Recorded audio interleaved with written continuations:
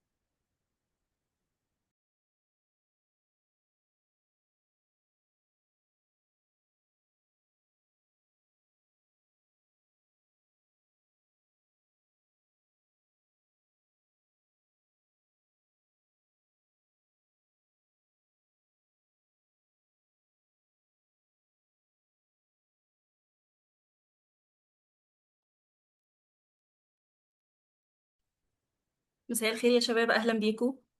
كلكم سامعيني كده تمام؟ سامعينك عادي، انا اتفضلي. سامعيني تمام. كويس. هعرفكم بنفسي الاول سريعا. انا ديانا حماد، هيد اوف اوبريشن فالنسي ايجنسي. هكون معاكم خلال الايفنت ان شاء الله. مبسوطين جدا كلنا بوجودكم معانا النهارده. ان شاء الله تكون سيشن خفيفه ومفيده، نخرج منها بحاجات نقدر فعلا نستفيد منها نطبقها في حياتنا العمليه. يعني مش عارفه كتير منكم يعرف فالنس ولا لا. فالنس مش بس شركه ماركتينج، احنا بيرفورمانس ايجنسي. الفكرة من ايفنت بيزنس في الخمسينة مش بس ان احنا نعمل سيشنز او نتكلم عن البيزنس، لا كمان احنا كنا حابين ان احنا نبدأ كوميونيتي حقيقي يجمع بين الناس المهتمة بالبيزنس والماركتينج. نتكلم عن البيزنس، نتكلم عن الانترنشيبس، نشارك في اكسبيرينس نوليدج ابديتس، نتعلم من بعض اكتر. هدفنا طبعا في الكوميونتي ان احنا بالوقت نكبر، يبقى عندنا مساحة أكبر إن إحنا نقدر من خلالها يبقى في تبادل للأفكار كلها، للخبرات. نشارك كل حاجة جديدة بتحصل في المجال بتاعنا، نتعرف على ناس أكتر من نفس الاندستري. السيشن النهاردة بصراحة يعني أنا بشكل شخصي متحمسة ليها جدا جدا. هنتكلم فيها عن البيزنس والمانجمنت، هنناقش حاجات مهمة جدا زي البيزنس بيعمل فلوس ازاي عموما، ازاي نفكر بطريقة الاونر، ازاي بعض الشركات بتكبر وشركات تانية بنسمع كتير عنها ان هي بتفشل او بتقفل بعد وقت معين. هيكون معانا النهاردة ان شاء الله دكتور فتحي حمدي founder and owner of Valence Group. هيشاركنا من خلال خبرته وتجربته العملية ازاي نبص للبيزنس بتاعنا بشكل مختلف، ازاي نفهم الارقام ونقراها صح، الديسيشنز بتاعتنا ازاي بتفرق في نجاح ونمو اي بيزنس. مش هطول عليكم اكتر من كده، خلونا نبدأ على طول واسيبكم مع دكتور. اهلا وسهلا بحضرتك يا دكتور. اهلا وسهلا بيكي وشكرا جدا للمقدمه، شكرا جدا ليكي. أم، انا زي ما تكرمت وقالت زميلتنا العزيزه، انا الفاوندر فالنز والسي او. طبعا فالنز مش بس مجرد ماركتنج ايجنسي، احنا بنعمل كل استراتيجيك يعني استراتيجي بيلدينج لمجموعه جد انترناشونال، بعض الشركات انترناشونال يعني. منها شركه روتو، شركه اليابانيه with a turnover، او شركه بتعمل تيرن اوفر 3 بليون دولار a year. ده أول أكبر كلاينت عندنا. مصطفى، I know if I'm granted an access.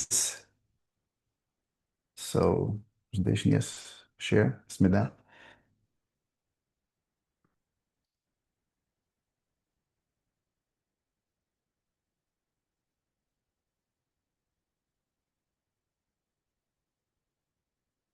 um, انت سامعني كويس؟ just I have to make sure ان everything is fine. تمام يا دكتور، صوت حضرتك واضح. طيب ممتاز. النهارده احنا هنتكلم طبعا ان احنا نعمل برزنتيشن على بزنس. علم البيزنس علم كبير جدا، واكتر حد راح اي مكتبه لا اكبر سيكشن في المكتبات هو علم البيزنس. علم قائم على السايكولوجيكال ستاديز والسوشيولوجيكال ستاديز وانتر اكشنز وتجارب كتير جدا. فالنهارده هناخد بس اوفر فيو، سام سنابس على بعض التوبكس المهمه جدا اللي هتساعدنا جدا في البيزنس. بس هحاول اشيل اوكي. اوكي. ناخدكم في رحله بسيطه كده للبيزنس اسبيكتس اللي هي مهمه جدا، انك اذا كنت انت لبزنس اونر، او اذا حتى كنت بتفكر تعمل بيزنس في يوم من الايام.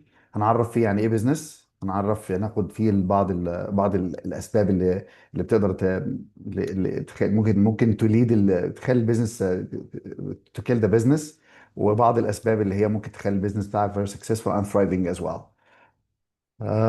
اول حاجه عندنا one second. one second.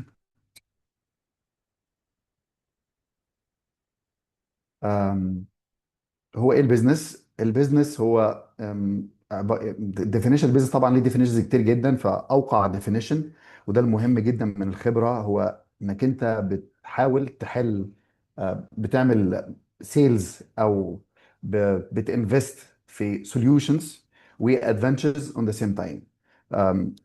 نقدر نقول ان 75 they found that 75% of people they invest money او بيصرفوا فلوسهم في حل مشاكل. فالبيزنس هو عبارة عن selling selling service او investing in service، او investing in product that helps people to solve their problems او to get an advantage. بيكون في organized way عشان تسميه بيزنس. ده اللي بيفرق البيزنس عن انها تكون تريد او تجارة. الكور بيربز بتاعته فوكس ايدنتيفاينج سولفينج سبيسيفيك بروبلمز اوف بيبل. زي ما قلنا بزنس فاندامنتالز، طبعا كل البيزنس نفسه ككونسبت ليه فاندامنتالز اساسيه، فاندامنتالز كتير جدا. انا بس حاولت اجمع لكم اكتر حاجات تقدر هي تنفعكم. البرودكت والسيرفيس ذات فيتس ذا ماركت، ده اهم حاجه ان يكون البرودكت بتاعك والسيرفيس طبعا فيتنج الماركت. في بعض الناس للاسف الشديد بتتغرب حاجات كتير جدا، بتبقى بتبني الفكره كلها بس مجرد انها عندها في دماغها بس او في خيالها بس، تبدا تعملها تسوق لها. طبعا دول بيخسروا بسهوله جدا يعني. الاوبريشنال افشنسي، فعندنا حاجتين. الاوبريشن نفسها ممكن تكون افيشنت، ممكن تكون افكتيف. احنا بنركز على الافشنسي، وكلمه افشنسي على فكره هتلاقوها موجوده معانا في سلايدز كتير جدا. من اهم الاشياء افشنسي بالتعريف البسيط جدا ليها هو انك تحقق التارجت من الاوبريشن نفسه، هدف الاوبريشن نفسه باقل الكوست. يعني انت مثلا لو انت عندك بزنس تريب ولازم توصل مثلا من المنصوره لاسكندريه، عاوز توصل تعمل موعد الساعة 6، ممكن تروح الساعة 6 محضر نفسك بدري وواصل بدري بكوست 1000، وممكن تتزنق جدا فتقدر تاخد مواصلة مخصوصة او وات ايفر وتروح مواصلة ب 10000. في كلا الحالتين انت حققت التارجت، كلا الحالتين انت افكتيف، لكن انت في الحالة التانية مش افيشنت. فالافشنسي معناها ستريم لاين انترنال بروسيس تو ماكسمايز الاوتبوت، يعني نحصل على اكتر شيء من الاوبريشن نفسها بمينيمم ويست او مينيمم كوست. دكتور، مصطفى. استاذنك، ممكن بس تلغي السكرين وتعمل ريشير سكرين تاني علشان هي ثابته. اوكي ثابته، اوكي اوكي. طب ما قلتليش ليه يا مصطفى من الاول؟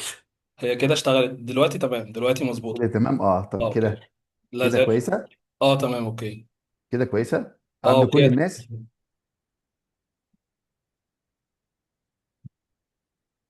عند الناس شاركنا بس يا جماعه، لان بعض الناس بتقول انها مش واضحه عندها. ايوه ايوه تمام تمام يا دكتور، تمام شغال يا دكتور. لحظه واحده كده، لحظه واحده.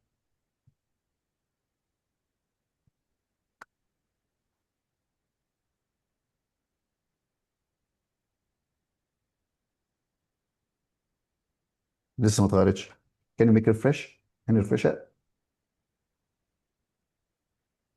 شاب كده واضحه. اه يا دكتور تمام.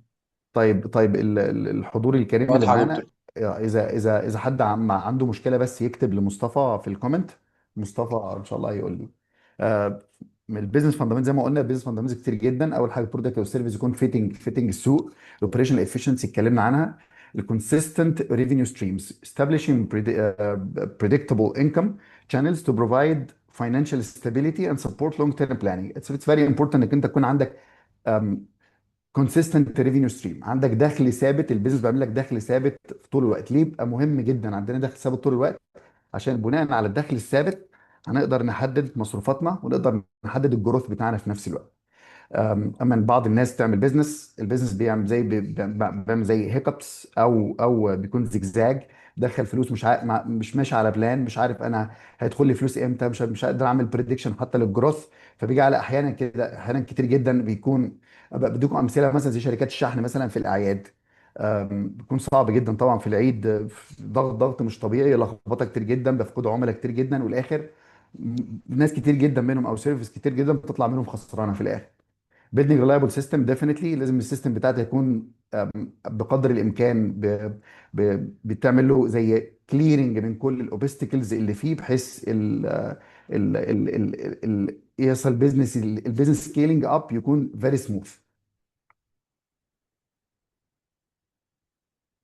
في بعض الكوتس حطيتها لكم بريسيشن كمان. الكوتس الرئيسيه المفروض احنا نعرفها الاساسيه في البيزنس. اخترت طبعا هي كتير جدا، طبعا اخترت بعض الحاجات اللي دايما تسمعها دايما. الباريتو لو 80% of the results often come from 20% of the causes of the efforts. يعني ركز دايما على ال 80 20 رولز. تسمعوا دايما اسمها 80 20 رولز. يعني قليل من الناس اللي يعرف انها باريتو لو. 80% من البيزنس بتاعك بيجي من 20% من الكاستمرز. 80% من من الماركتنج ريزلت او الار اي اللي بيجي من الماركتنج اكتيفيتيز بيجي من 20% من الاكتيفيتيز. ده بيخلينا ما نركزش على كل حاجه ونتعلم نركز على ال 20% اللي هتكبر لنا ال 80% تماكسمايز ال 80%. فايندينج يور سويت سبوت. دي من السلايدز المهمه جدا. انت قبل ما تعمل بيزنس او مفكر تكون اونر وتعمل بيزنس، المفروض ان انت تعرف ايه هي نقطه قوتك، تعرف ايه هي نقطه ضعفك. اذا كان عندك نقطه سوري ضعف على في امر المقاطعة ما. يا دكتور، بس هي ايوه. السكرين برضو، الشير سكرين برضو واقفة حاليا مش بتتحرك على نفس اوكي. البيج. كده تمام طيب. اتحركت. طب اخليها كده وخلاص، اعمل لها ماكسمايز كده.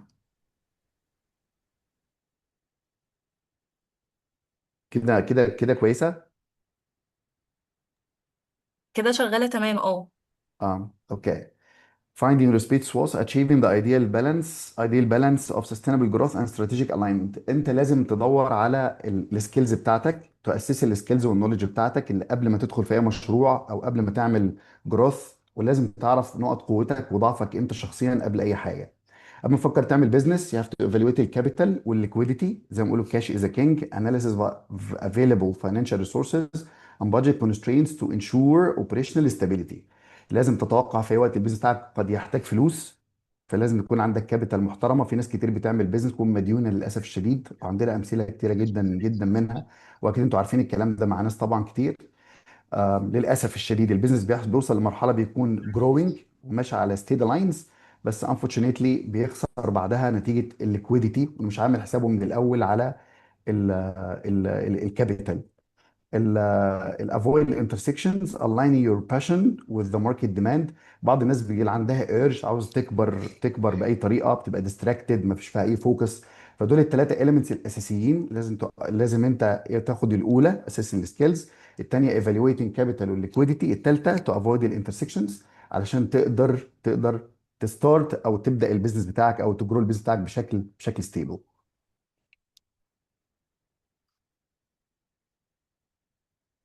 اوكي. الاونر فيرسس امبلوي مايند سيت دي من السلايدز المهمه كمان. انت كامبلوي مايند سيت مشكله، يعني في بعض الناس كتير جدا بتفكر ان مجرد انا اخد الراتب وخلاص على كده. الاونر لازم تفكيره يكون مختلف. الاونر بيكون عنده زي هليكوبتر فيو اوفر البيزنس كله، شايف كل الاوبريشنز من فوق. طبعا في ايثكس كتير جدا انك تكون ازاي تكون اونر وازاي تكون تقدر تعمل جروث للبيزنس. احنا ممكن يكون الاونر يكون عائق كمان اوبستكل في الموظفين. في بعض الاونرز بيدخلوا المايكرو مانجمنت في كل حاجه. بعضهم ما بيقدرش يفرق بين ان هو يكون عنده زي اب للبيزنس او بيعمل بروبر ايفالويشن بتدخل في كل كبيره وصغيره. والمايكرو مانجمنت للاسف قاتله لاي بزنس. الاونر لازم يكون عنده تراست في الامبلويز، يختار امبلويز بشكل قوي جدا، وينفست في الموظفين بشكل كويس جدا. لا اتشيف something called autonomy. الاوتونومي ان كل ديبارتمنت تشتغل تقدر يبقى هو قاعد واثق ان هم بيحققوا الاهداف بتاعتهم. لازم يكون هو شايف سير البيزنس رايح فين، لان هو اول واحد يقدر ينفست في التايم بتاعه. برايورتي سيستم، لونج تيرم ار او اي، لازم يفكر في كل الامور دي كلها. وريسك مانجمنت ات سيم تايم، دي كلها الاونر. لان في الاخر زي ما بيقولوا في مثل كده دايما بيقول ان الشركات كلها شركات الموظف، ولكن الاونر ما عندوش غير شركه واحده بس. الكروشال شيفت ترانزاكشن فروم executing the work to design the system. الاونر زي ما بيقولوا ان هو مش بس بيكسكيوت الورك او بينفذ بنفسه، اكتر ما هو بيصمم الشغل، بيصمم السيستم بتاع الشركه، وده دوره طول الوقت. كود مهمة كمان work expands to fill the time available for its completion. لازم انت كمان كاونر تفالي الوقت كويس جدا، ما تسيبش نفسك وقتك فاضي طول الوقت، لان في الاخر انت يعني الموضوع مش انا اونر لكذا بزنس، لكذا بزنس. طبعا اذا كنت انت مش واعي وعارف عندك خطة ماشية عليها، كأنك انت يعني زي الموظف بس وظيفتك to design the system and to grow the company اكتر ما تكون وظيفتك انك to execute things by your own hands. في ناس للاسف، في بعض الاونرز بتشتغل سوبرفايزرز، بعض الناس بتشتغل سيلز مانجرز او ماركتنج مانجرز، ما بتشتغلش كسي او كاونر. فاينانشال انتليجنس، البيزك بتاع فاينانشال انتليجنس فيري امبورتنت. طبعا لازم كلنا نعرف نفرق ما بين الكاش فلو شيت والبروفيت. في فرق كبير بين الكاش فلو شيت والبروفيت. الكاش فلو شيت مهم جدا، اللي بيبين لنا في اي لحظات من الشركه، في اي وقت من الشهر، في اي وقت. اذا كنت الكاش فلو شيت بتاعك طبعا الماجوريتي بتاعته اتعمل بشكل شهري، على اخر كل شهر انت هتتزنق امتى، هتشتري امتى، هتبيع امتى، عشان ما يحصلش عندك فيلير في رواتب الموظفين بتوعك او في اللي هو فاليو اوف تشين بتاعتك في الشركه. ممكن عندك بعض الايتمز تنباع بسرعه، ما عندكش فلوس تجيب كاش، ما عندكش كاش تقدر تو انفست في البضاعه، فالبيزنس كله يحصل له كولابس. دي من الحاجات المهمه جدا. فلازم تكون بيزنس اونر اللي تعرف تقرا كويس جدا كاش فلو شيت. ما هو كاش فلو شيت مش الحاجات مش لازم تعرف تقراها انك انت بس مجرد ما تحطها قدامك تقراها، لا تبقى فاهم كل حاجه فيها ازاي، عندك سوليوشنز، عندك القدره انك تقلل البيرن بتاع الفلوس في بعض الاوقات. understanding the P&L statement كمان. معظم الناس بتفكر ان لما تقرا البي ان ال ستيتمنت هتفتحها فاهمه كل حاجه فيها. البي ان ال ستيتمنت هو السكيل او البالانس ما بين البروفيت اند لوس. دور الاونر في الشركه ان هو يزود البي ويقلل اللوس. معظم الناس للاسف الشديد، حتى المديرين الجي امز او اللي هو السينيور مانجرز، للاسف الشديد بيقللوا. اول ما تحط مدير جديد في شركه او اونر يفتح شركه، اول ما تشتغل وربنا يكرمه شويه يقوم رايح عامل ايه؟ يقول لك اقلل لوسز، ظبط البي ان ال، يقلل لوسز. بعض الحاجات اللي بيشيلها للاسف في اللوسز تشارت بتكون ليها قيمه عاليه جدا في البي، فبيخسر الاثنين وبينعكس منه الميزان للاسف. مانجنج اوفر هيدز اند فيكس كوست، النقطه دي فيري كروشال يا جماعه. الاوفر هيدز من الحاجات المهمه جدا في الشركه، منها السالاريز بتاع الموظفين. ففي بعض الناس تبقى تارجتها دايما مش انه يحسن اداء الموظف اكتر من انه هو يخلص من الموظفين الغاليين، يقول لك موظف غالي وافكه باتنين وكلام من. طبعا ده غلط طبعا، اثر على البيزنس بشكل كبير جدا، وممكن يموت البيزنس بتاعه للاسف. لان الموظف اللي عندك الشاطر لو سابك احتمال كبير جدا عشان عند الكومبيتيتور، وده هتعمل لك مشكله كبيره قوي. فانيتي فيرسس سانيتي ماتريكس. الفانيتي ماتريكس والسانيتي ماتريكس. الفانيتي معناها الحاجات اللي هي الغرور او الحاجات اللي بتغرنا. انا عندي شركه بتعمل تيرن اوفر في السنه مثلا 10 مليون درهم، فانا فرحان بقى ان شركتي بتعمل 10 مليون درهم، بانفست ان انا ازود شكل الشركه الخارجي والحاجات اللي ده اسمها الفانيتي. طبعا دي كلها من الحاجات اللي هي بترابس، بيسموها بيزنس ترابس، انها بتراب يو، تخليك انت ماشي عمال بتتظاهر ان عندك فانيتي، انك اسف انك انت عندك بيزنس بيعمل تيرن اوفر عالي، بس السانيتي هي الواقعيه. فدايما احنا لازم ننقل نفسنا، نعمل نفسنا شيفتنج من الفانيتي اريا للسانيتي اريا. السانيتي في الاخر انت بتعمل ميجرمنت للبيزنس هيلث. هل البيزنس بتاعك هيلثي بيعمل تيرن اوفر عالي بس هو هيلثي؟ هل البيزنس بتاعك بيكسب؟ هل الكاستمر اكوزيشن كوست دي هي الاوبتيمم اللي موجوده؟ وهل مثلا اللايف تايم فاليو بتاع الكاستمر، تشورن ريت اللي هي خساره الزبون، هل ده بالنسبه لك ده شيء كويس؟ اللايف تايم فاليو بتاع الكاستمر، هل دي مظبوطه مش مظبوطه؟ مش مجرد ان انا بس بعمل بيزنس كبير قوي. للاسف دي النقطه كان بيقع فيها ناس كتير قوي. فاينانشال افشنسي اتكلمنا عنها في الاول. فاينانشال افشنسي غير فاينانشال افكتفنس. المينيمايزنج الويست، optimizing المارجن، streamline operations to reduce the overheads and improve profitability ratios. creating a cash runway for lean times. لازم انت تكون عندك كمان جزء من الكاش، مش بس على قد الاوبريشن. انا مش قادر يعني، انا اقدر اديكوا برسنتج لبعض البيزنسز اللي محتاجه. لو انت بس لو تفتح ريتيل، الدوره الماليه بتاعته مختلفه تماما طبعا. انا هتبيع حاجات بتقبض فلوسها بعد شهر او بعد شهرين، او بتبيع حاجات بتدخل في تندرز وفلوسها بتيجي متاخره جدا. الفاينانشال افشنسي بيختلف واحد لواحد. ممكن حد يسال يقول طب انا المفروض عشان افتح مشروع معايا مصروفات قد ايه؟ هو في الريكومندد مش الستاندرد. الريكومندد يكون عندك كفرج لمده 6 شهور. بس انت لو قلت ده احيانا بتظلم بعض الناس، يقول لك انا فيش معايا 6 شهور خلاص مش هبدا بزنس. لا، تقدر تبدا بزنس ديبندنج على ال ال على نوع البيزنس انت عاوزه. واحنا في الكوميونتي اللي عملها مصطفى كمان، يعني ثانكس مصطفى، نقدر احنا كمان في فالنس نقدر نساعدكم في الامور دي كلها. اذا حد عنده بروجكت معين عاوز محتاج اي سؤال في اي بزنس اسبيكت، نقدر نرد عليه بالكاليبرز الموجودين. بس كاليبرز الموجودين في ديفرنت فيلدز عندنا في الشركه. ري انفستنج بروفيتس باك انتو ذا كور بزنس. دي معناها يا جماعه ان احنا لو عندنا فلوس، لو انا ربنا رزقني في البيزنس وعملت قرشين حلوين كده اهو، فانا ساعتها ما تاخدنيش التمتيشن وان اروح اعمل بيزنس تاني او اتفرع في كذا مكان تاني. البيزنس بتاعي اللي بيكبر طالما فيه روم تو جرو والبيزنس سكيلابل، اقدر اكبره. فانا اقدر اعمل انفستمنت في نفس البيزنس بتاعي، احسن اداء البيزنس بتاعي، احسن السبلاي تشين، احسن البورترز فاليو او البورترز موديل نفسه، احسن خدمه ما بعد البيع، احسن خدمه الناس مع الكاستمر، ارفع الشركه، انفست في الاي اي للشركه. ده الاولويه في صرفي انا للبروفيت اللي انا باخدها. وده جزء كبير جدا في الفاينانشال افشنسي. understanding business life cycle. اللايف سايكل مهمه جدا في البيزنس. دي الاول واحده السيد اند ستارت اب. لازم يكون عندك حاجه اسمها البيرن ريت اللي هي الفرق ما بين اللي انت بتصرفه واللي انت بتدخله. في بعض الناس بتبدا بيزنس والبيزنس ده هو بيتخض يقفل البيزنس ويقول لك انا بخسر وبقيه الفلوس معانا حافظ عليها مثلا.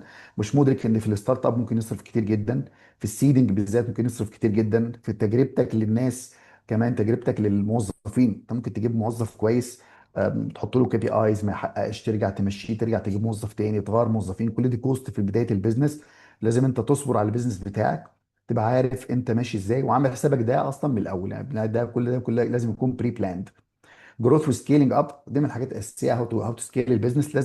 لازم احنا لما نيجي نعمل الجروث للبيزنس او سكيلينج اب، لازم يكون ميجرد، ولازم يكون عارفين ضغطه على الاوبريشن عامله ازاي، وضغطه على التيم اللي موجود عامله ازاي. لان واحده من الكيلرز البيزنس هنشوفها بعد كده هي الانكسبكتد جروث. الانكسبكتد جروث واحده من اكتر الحاجات اللي بتقتل البيزنس للاسف الشديد.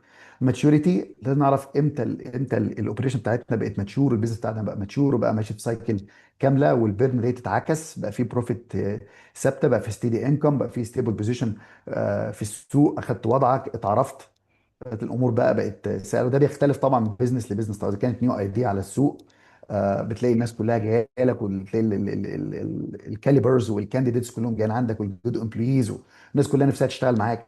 اذا كنت انت طبعا داخل في كومبيتيشن عاليه جدا، فكلمه بزنس كلمه واسعه، مش تقدر تدي اكزامبل على حاجه واحده بس احنا ممكن بعد كده ان شاء الله مع مصطفى في الكوميونتي شوف اي بارت من البيزنس اكزاكتلي ونقدر نتوسع فيه ونشرحه بشكل كبير.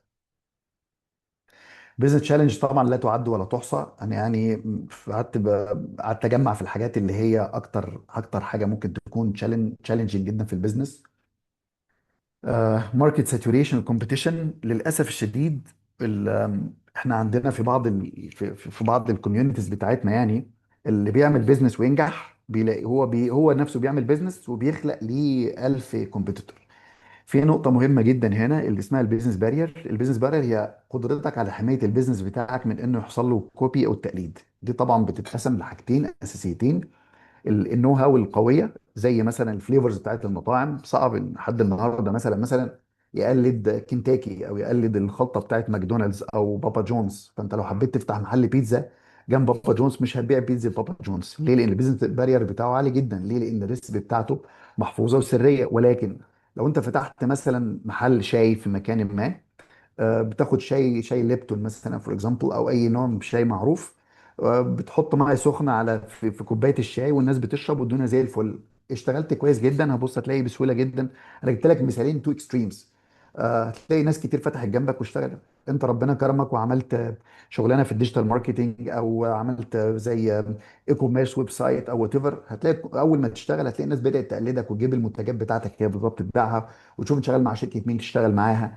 طبعا ده من تشالنج كبيره جدا، محتاجه يكون عندك نو هاو قويه وتسبقهم انت بعلمك وبخبرتك وبالامور اللي هنقول عليها بعد كده اسباب نجاح البيزنس اللي خليك تبقى انت اهيد لكل الناس دي كلها.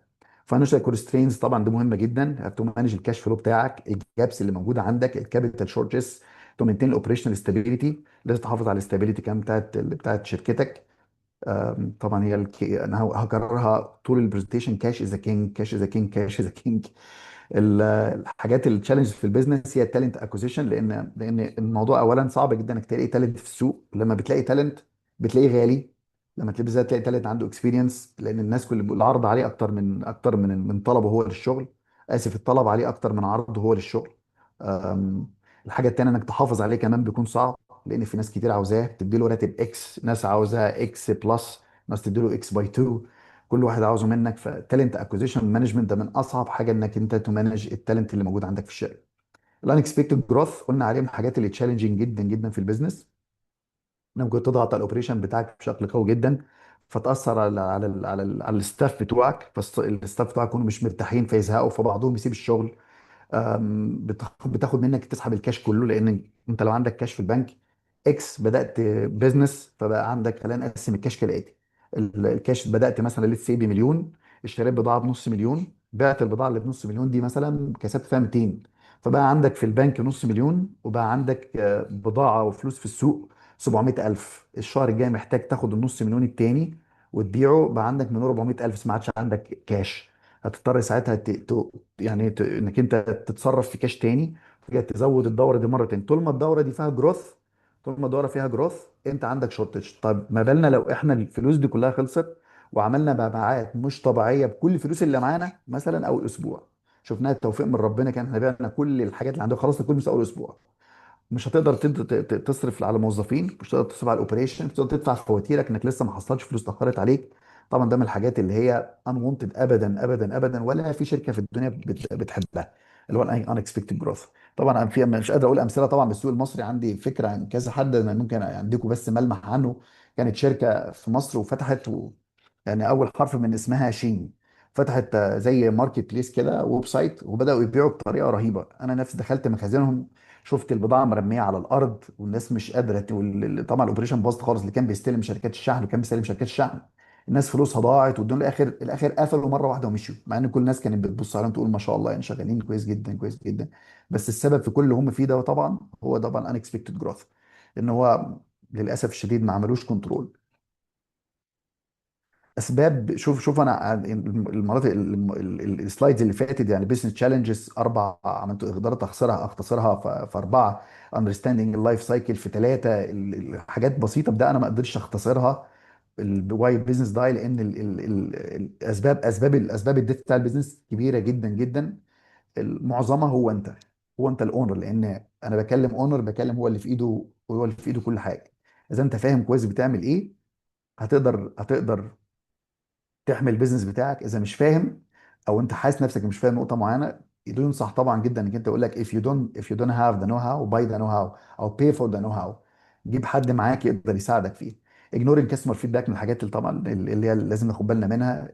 customer feedback، كل customer feedback complain is a gift، زي ما بيقولوا complain is a gift. كل complain بيقولها الكاستمر او كل فيدباك هي جيفت بالنسبه لنا، اما تخلينا ان احنا نزود بيزنس اكتر، يا اما تخلينا ان احنا نحمي البيزنس بتاعنا من اكسبكتد كيلر ايا كان هو. ريفيوزنج تو ادابت مع التكنولوجي، طبعا المثال كلنا عارفينه مثال نوكيا طبعا، وقف تو ادابت مع التكنولوجي والماركت ترندز عشان تقدر تسرفايف. الاوت سبيندنج كابيتال اون فانيتي جروث، الفانيتي على المظاهر، ان انا اخد مكتب 5 ستارز وجروث 5 ستارز واجيب عربيات بقى كلها مرسيدس واحط موظفين اديهم رواتب عاليه جدا، واجي في الاخر ابص الاقي عندي بيرن ريت مش طبيعي والاخر بخسر واقفل. لاك اوف اوبريشنال ديسيبلين، مفيش ديسيبلين في الاوبريشن، مفيش ريسبكت ابدا الاوبريشن ولا ستاندر يسموها SOP ستاندر اوبريشنال بروسيس. مفيش خالص. انا عشان انا شاطر في البيزنس وماسك كل حاجه في ايدي فانا بعمل كل حاجه. ده انا بيعمل طبعا ده بيعمل بريشر رهيب عليا، بيخليني انا اثر، بيخلي الناس كلها محتاجاني في كل مكان. طبعا ده واحد من البيزنس كيلرز. ignoring competition من اهم الحاجات اللي موجوده في السوق. عاوز اقول لكم على حاجه كمان، الكومبيتيشن هي لو خدت الجانب الايجابي بتاعها اتس جيفت. كومبيتيشن از جيفت. يعني انت لو لما يفتح كونسبت جديد، تعرفوا لما بنعمل لونش لاي برودكت احنا بنقيسه على حاجه اسمها انسوف ماتريكس. انسوف ماتريكس هي هل البرودكت جديد، البرودكت لو هو جديد من الماركت بتاعه اللي موجود، هل هو ماركت قديم ولا ماركت جديد؟ هو برودكت جديد في ماركت جديد ولا برودكت جديد في ماركت قديم؟ ولا هو برودكت قديم في ماركت جديد ولا برودكت قديم في ماركت جديد؟ الحاجات دي مهمه طبعا. انا بنصحكم طبعا كلكم بلا استثناء تقروا وتدرسوا انسوف ماتريكس، هتخليك تقدر تدخل الماركت او تبدا البروجكت بتاعك بتاكتكس وتوفر على نفسك فلوس كتير قوي. لان مثلا انت لو دخلت برودكت جديد او قديم في ماركت جديد، لسه ماركت جديد لسه، فساعتها انت المفروض ما تصرفش على البرودكت بتاعك ماركتنج، لان الناس ما عندهاش فكره عن السوق مش موجود، فبتصرف كل فلوسك انك تخلق سوق. الكومبيتيشن في الوقت ده كويسه جدا انها بتعمل لك جروث للسوق فبتزود مبيعاتك. يعني كان في شركه، اول شركه عملت معجون اسنان بدون ذكر اسمها كمان يعني عشان حقوق الملكيات، لما نزلت السوق كانت بتبيع باكس. لما الشركه التانيه عجبها البروجكت دوت او الكونسيبت ده، ما كانش في حاجه اسمها معجون اسنان اصلا، الناس كانت بتستخدم مسواك واعشاب وحاجات كده. اول بيست نزل عملوا بيست وكمان نزلوا السوق، بقى الاثنين بيعملوا دعايه عن ازاي الاسنان بتبقى نظيفه، ازاي الهايجين كلام من ده، فالاثنين حصل لهم جروث. فلازم احنا وشود نوت اجنور الكومبيتيشن اللي موجوده في السوق. لازم كمان الرايفلز او المنافسين اللي في السوق لازم ننتبه كويس جدا وممكن يغيروا لنا الاستراتيجي بتاعتنا. وطبعا لازم احنا نكون حذرين كمان وعارفين الفاليو بتاعتنا جدا من ناحيه البرايس والبرودكتس بتاعتنا. هل البرودكت بتاعنا ده هو برودكت الاستيك ولا انا الاستيك؟ اللي هو الفرق بين الاثنين على السريع، الالاستيك اللي هو بتاثر بالاوفرات وكل ما تعمل عليه اوفر اكتر اوفر كم، طب انا افضل اعمل اوفرز لحد امتى؟ طب انا عشان الكومبيتيتور هيخسروني هفضل اخسر واعمل بليدنج لحد امتى؟ ولا انا اقدر اظبط البرودكت بتاعي، اغير الباكجينج، اشوف افكار من الناس اللي هم اللي بيفهموا جدا في الاستراتيجي، بيفهموا في الكومبيتيشن الهاندلنج الرايفلز والامور دي كلها، يقدروا يساعدوني ولا انا هبقى انا كده وخلاص. البور كاستمر ريتنشن طبعا ده مهم جدا، لانك انت لازم طالما انت دفعت على الCAC او الكاستمر اكوزيشن كوست، دفعنا عليها فلوس وكلفتنا مجهود وكلفتنا حاجات كتير جدا، وقت ومجهود وفلوس. فلازم ناخد احنا نماكسمايز LTV طبعا، الريشيو الستاندرد بتاعتها يكون 3 لواحد، بس طبعا في شركات بتعمل اكتر من كده بكتير يعني. البور كاستمر تكنها سكيلينج تو فاست، ده مهم جدا. انا عملت مشروع النهارده، ربنا اكرمني وخدت فلوس كتير والدنيا بقت حلوه قوي. طب خلاص، طب اكمل. انا قبل ما اعمل اي سكيلينج لازم اضمن ان السيستم بتاعي ستيبل. السيستم بتاعي ستيبل، عندي ستيدي دخل وعندي ستيدي كاستمر، عندي كاستمر ثابتين. انا عندي كونتراكتس مع كاستمر معينين، دخلي ثابت، بقدر اعمل سكيلينج. هو محسوب كالكوليت سكيلينج. السكيلينج ممكن اول مش تعمل سكيلينج ابدا، لا سكيلينج في عدد الموظفين، ولا سكيلينج في البرودكتس اكوزيشن حتى، ولا سكيلينج في الماركتنج، ولا سكيلينج في اي شيء بدون فلوس. والفلوس هي المحرك الرئيسي والدينامو للشركه.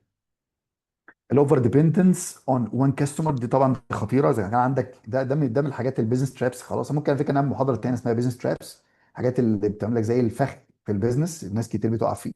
انك انت يكون عندك عميل كبير، عميل كبير بيدخل لك فلوس كويسه، فتقدر انت خلاص، انا العميل ده بالنسبه لي انا هكبر خلاص معاه وهفولفيل كل الريكويرمنتس بتاعته، فاقعد اكبر الشركه عدد الموظفين تسيرف العميل الواحد، واخد له مخازن تسيرف العميل الواحد، واشتغل الماركتنج للعميل الواحد دوت، وعين عدد كبير جدا موظفين. في الاخر خالص الاقي نفسي بكسب نسبه قليله جدا، واول ما العميل يخسر عندي حقوق وعندي رواتب موظفين وعندي ايجارات وحاجات كتير جدا، طبعا ده خساره طبعا. I have to be aware how to succeed. how to succeed دي عكس البيزنس. لازم انت عشان تسكسيد لازم يكون عندك نولج ويكون عندك باور. النولج از ذا باور. ماشي يا جماعه.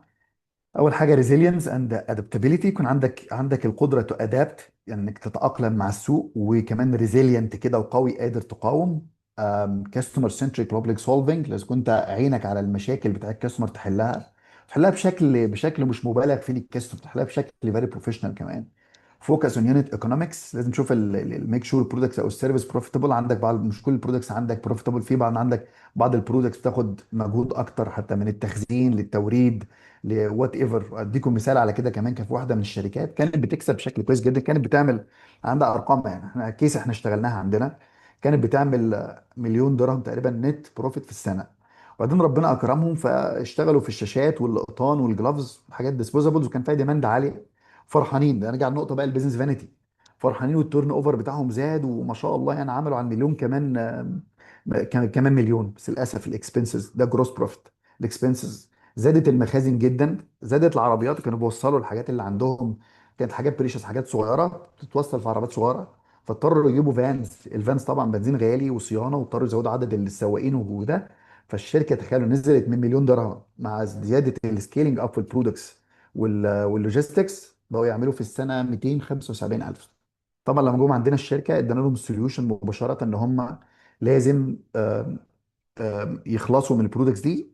بس طبعا عملنا ريكومنديشن ليهم، حل ظريف قوي، ان لانهم حد تاني اوريدي اصلا في نفس السيرفيس، هم عملوا كات وادوا البرودكت، انهم كانوا اوريدي بنوا البرودكتس في السوق. دي واحده من السوليوشنز احنا عرضناها، واحده من السكسس ستوريز بتاعتنا يعني، الحمد لله. سترونج اكسكيوشن سيستم كرييتنج كلير بروسيس ريسبونسابيلتيز، كل موظف عندك في الشركه يكون عارف الدور بتاعه، والاونر الشاطر او المدير الشاطر اللي بيقدر يخلي الموظفين بتوعه الايند مع الاستراتيجي. ما تكونش استراتيجي الشركه شغاله، استراتيجي الشركه دي بس في دماغي انا. بعض الاونرز كده للاسف، دي نقطه كمان ما قلناهاش يعني. لازم تكون كل حاجه عندك مكتوبه، الاستراتيجيه الشركه بتاعتك مكتوبه، عشان انت نفسك ما يكونش المانجر بتاعك هو الهوا بتاعك. انا قررت النهارده ان انا اشتغل في دي النهارده. بص انا لازم النهارده اهتم شويه بالماركتنج، بكره اشتغل بس. انت نفسك تكون اورجنايز علشان خاطر الايقاع بتاع تفكيرك والفايبس بتاعتك ما تاثرش على كل الناس في الشركه. اعرف انك انت كاونر، يعني بقول لك لو انت اونر وقاعد مكتبك في الدور الخامس، you have to be very cautious. ودي قاعده بتتكتب بميه الذهب. الفايس بتاعتك بتطلع بس من اول سيارتك عربيتك لما تبركنها لحد ما توصل الدور الخامس او الدور الرابع، كل اللي بتمر عليه انت كاونر اعرف انك انت بتاثر فيه. لو انت متضايق كل اللي يشوفك هيتضايق، لانك انت الفايبس بتاعتك هي اقوى فايبس في الشركه. لو انت مبسوط كل اللي حواليك مبسوط، والتو فايبس المفروض تكونوا ماسكت اصلا. احنا مش عاوزين نبسط الناس اللي هي ما تستحقش انها تنبسط، مش عاوزين نزعل الناس اللي هي ب... اللي هي الزعل بيفرق عليها في الشغل. دي من النقط المهمه قوي يعني.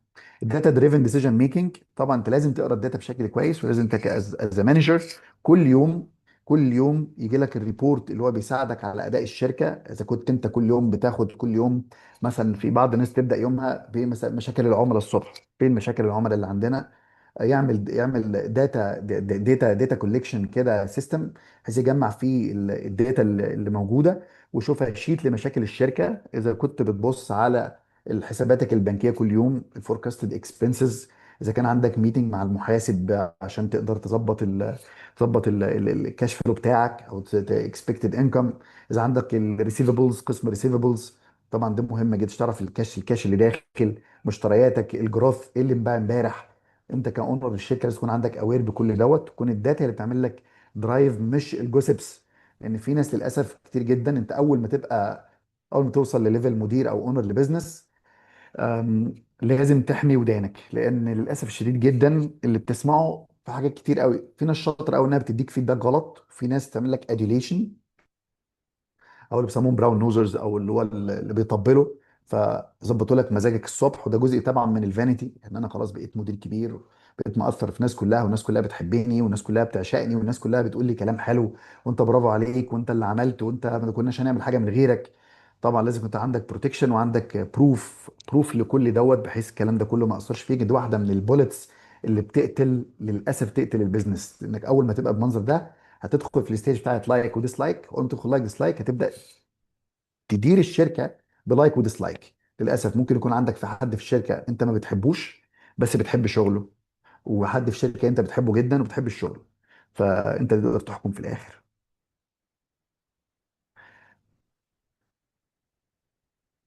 دي كود حلوه قوي، انا بحبها جدا طبعا الكود دي. آم، ودي احنا شغالين عليها عندنا في الشركه، ودايما الشباب يسمعوها مننا، يعني من المديرين عندنا في الشركه. انت يا تبقى رقم واحد يا تبقى رقم اتنين، اوكي؟ يا تصلح دوت، يا تصلح البيزنس بتاعك، يا تبيعه يا تقفله. ده جاك ويلش استراتيجي، ده واحده من الاستراتيجيز العنيفه، انك انت لازم تشتغل بحيث انك انت تكون رقم واحد في السوق. الاونلي اكسبتد بوزيشن في السوق هو انك انت تكون يا رقم واحد يا تكون رقم اتنين. ما بقتش واحد او اتنين في السوق، يبقى انت استراتيجيتك فيها مشكله، حاول تصلح الاستراتيجي بتاعتك مره تانيه، اما تبيع البيزنس بتاعك يا اما تقفله. طيب، هنا الجروث مانجمنت. ازاي نعمل جروث مانجمنت؟ انا طبعا كان نفسي ادخل معاكم في انتر اكشن، بس مصطفى مش سامح لنا ان احنا ندخل في انتر اكشن معاكم ونسمع منكم، عشان نقدر نعرف الليفل العالي بتاع الاودينس اللي احنا بنديهم برزنتيشن او بنحاضر معاهم يعني. evaluating KPIs key performance indicators. يكون عندك key performance indicators لكل حاجه في الشركه. لازم يكون عندك اداء المنتجات بتاعتك لها اداء يقاس، عندك الموظفين كل واحد فيهم فاق، بس مش مجرد حاجات تتكتب على ورق. المفروض الحاجات دي يكون ليها سيستم انك تقدر تقيسها. فوكس على ميجر الريل جروث بدون اوبريشن، ما يكونش فيري كومبليكيتد. يعني ما يكونش مثلا عندك الشيت 4 صفحات تو مانج الكي بي ايز بتاع كل موظف، يبقى هو اغلى وقت عنده ان هو يشتغل في الشركه عشان يعمل التاسك اللي هو يعتبر جير او ترس في تروس الشركه، ويقعد يهتم بالكي بي ايز وملك الورق. يكون عندك فيه في 5 6 اسبيكتس ماكسيمم بتقيس عليهم الكي بي ايز بتاع كل واحد فيهم. استراتيجيك انفراستراكشر الاينمنت، لازم يكون عندك كل البورترز موديل او البورترز فاليو موديل. هو انك انت يكون عندك جود بريكيورمنت قبل السيلز، ويكون عندك السيلز نفسها، اللوجيستكس بتاعت السيلز، يكون عندك الكاستمر سيرفيس والبوست سيرفيس سيلز، كل ده لازم يكون الايند كله مع بعضه عشان ما يكونش فيه كونفليكت بين الاثنين. They have to go in tandem with revenue to ensure sustainability. Avoiding the premature scaling. طبعا ده مهم اللي قلنا من شويه، ان ما نكبرش الا لما يكون عند ما نكبرش تحت ايرج اللي هو ايه، ما يكون ايرج اللي هو، عارف انت ايرج ده معناه ايه؟ لما كنت مثلا قاعد كده مثلا فجاه وبعدين حسيت انك انت عاوز تاكل حاجه مسكره، وده كلمه القرش او تعريف القرش. فانت ما تكونش قاعد كده وعندك احساس كده ان انا، والله بص انا جاي في دماغي بص انا بكره الصبح انا اروح اشتري ستور، بكره الصبح انا باجر ليه، انا ما خلاص انا هعمل اسيت. انا سمعت واحد بيقول ان بدل ما تاجر اشتري تبقى اسيت للشركه، خلاص انا اروح اشتري. ده اسمه قرش. you have to avoid القرشز دي. ودي للاسف الشديد ما فيش حاجه هتقدر توقفها غير منك انت نفسك، وانك انت تكون شغال على استراتيجي، انت بتعمل جود مانجمنت، سيلف مانجمنت كمان. طيب دكتور، قبل استاذنك قبل ما نكمل، هو الشباب انا مم. كنت سالتهم دلوقتي لو حابين ان هم نعمل جزء كده للاسئله اه قبل ما نكمل يعني. اه، يا ريت. فممكن اتفضلوا. نعمل جزء الانتراكشنز لو حد عنده اسئله، لان الموضوع طبعا وايد جدا وفيه تفرعات كتيره. طبعا. هيبقى سيريز ان شاء الله، بعد كده ممكن نعملها اكتر من سيشن، بس نسمع الاسئله دلوقتي. اتفضل. حد عنده اي اسئله يا شباب؟ ممكن نعمل ريز هاند.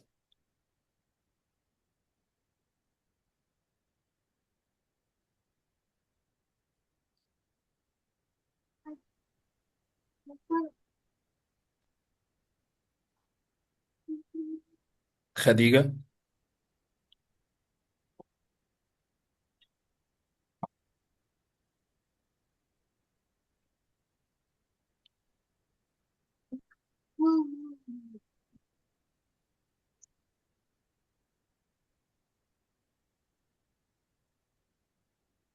طيب يا شباب، حد عنده اي اسئله دلوقتي ولا نكمل السيشن؟ طيب في حد بيسال. طيب ازاي دكتور. اطبق الكلام ده على بيزنس اه. صغير، اه. عدد موظفين واثنين او ثلاثه؟ شوف، السؤال ده كويس قوي. شوف، يعني انا هجاوبك على حاجتين، بس لان السؤال ده كمان سؤال فضفاضي. يعني انت لو تقدري تقولي لي نوع البيزنس ازاي اقدر اخدمك اكتر. شوف، انا مثلا ليتس سي انا بفهم في حاجه معينه، بفهم في السيلز.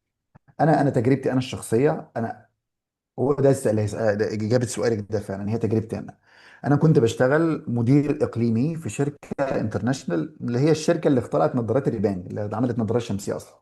كنت انا ماسك الفارما، انا از فارماسيست كنت ماسك الفارما.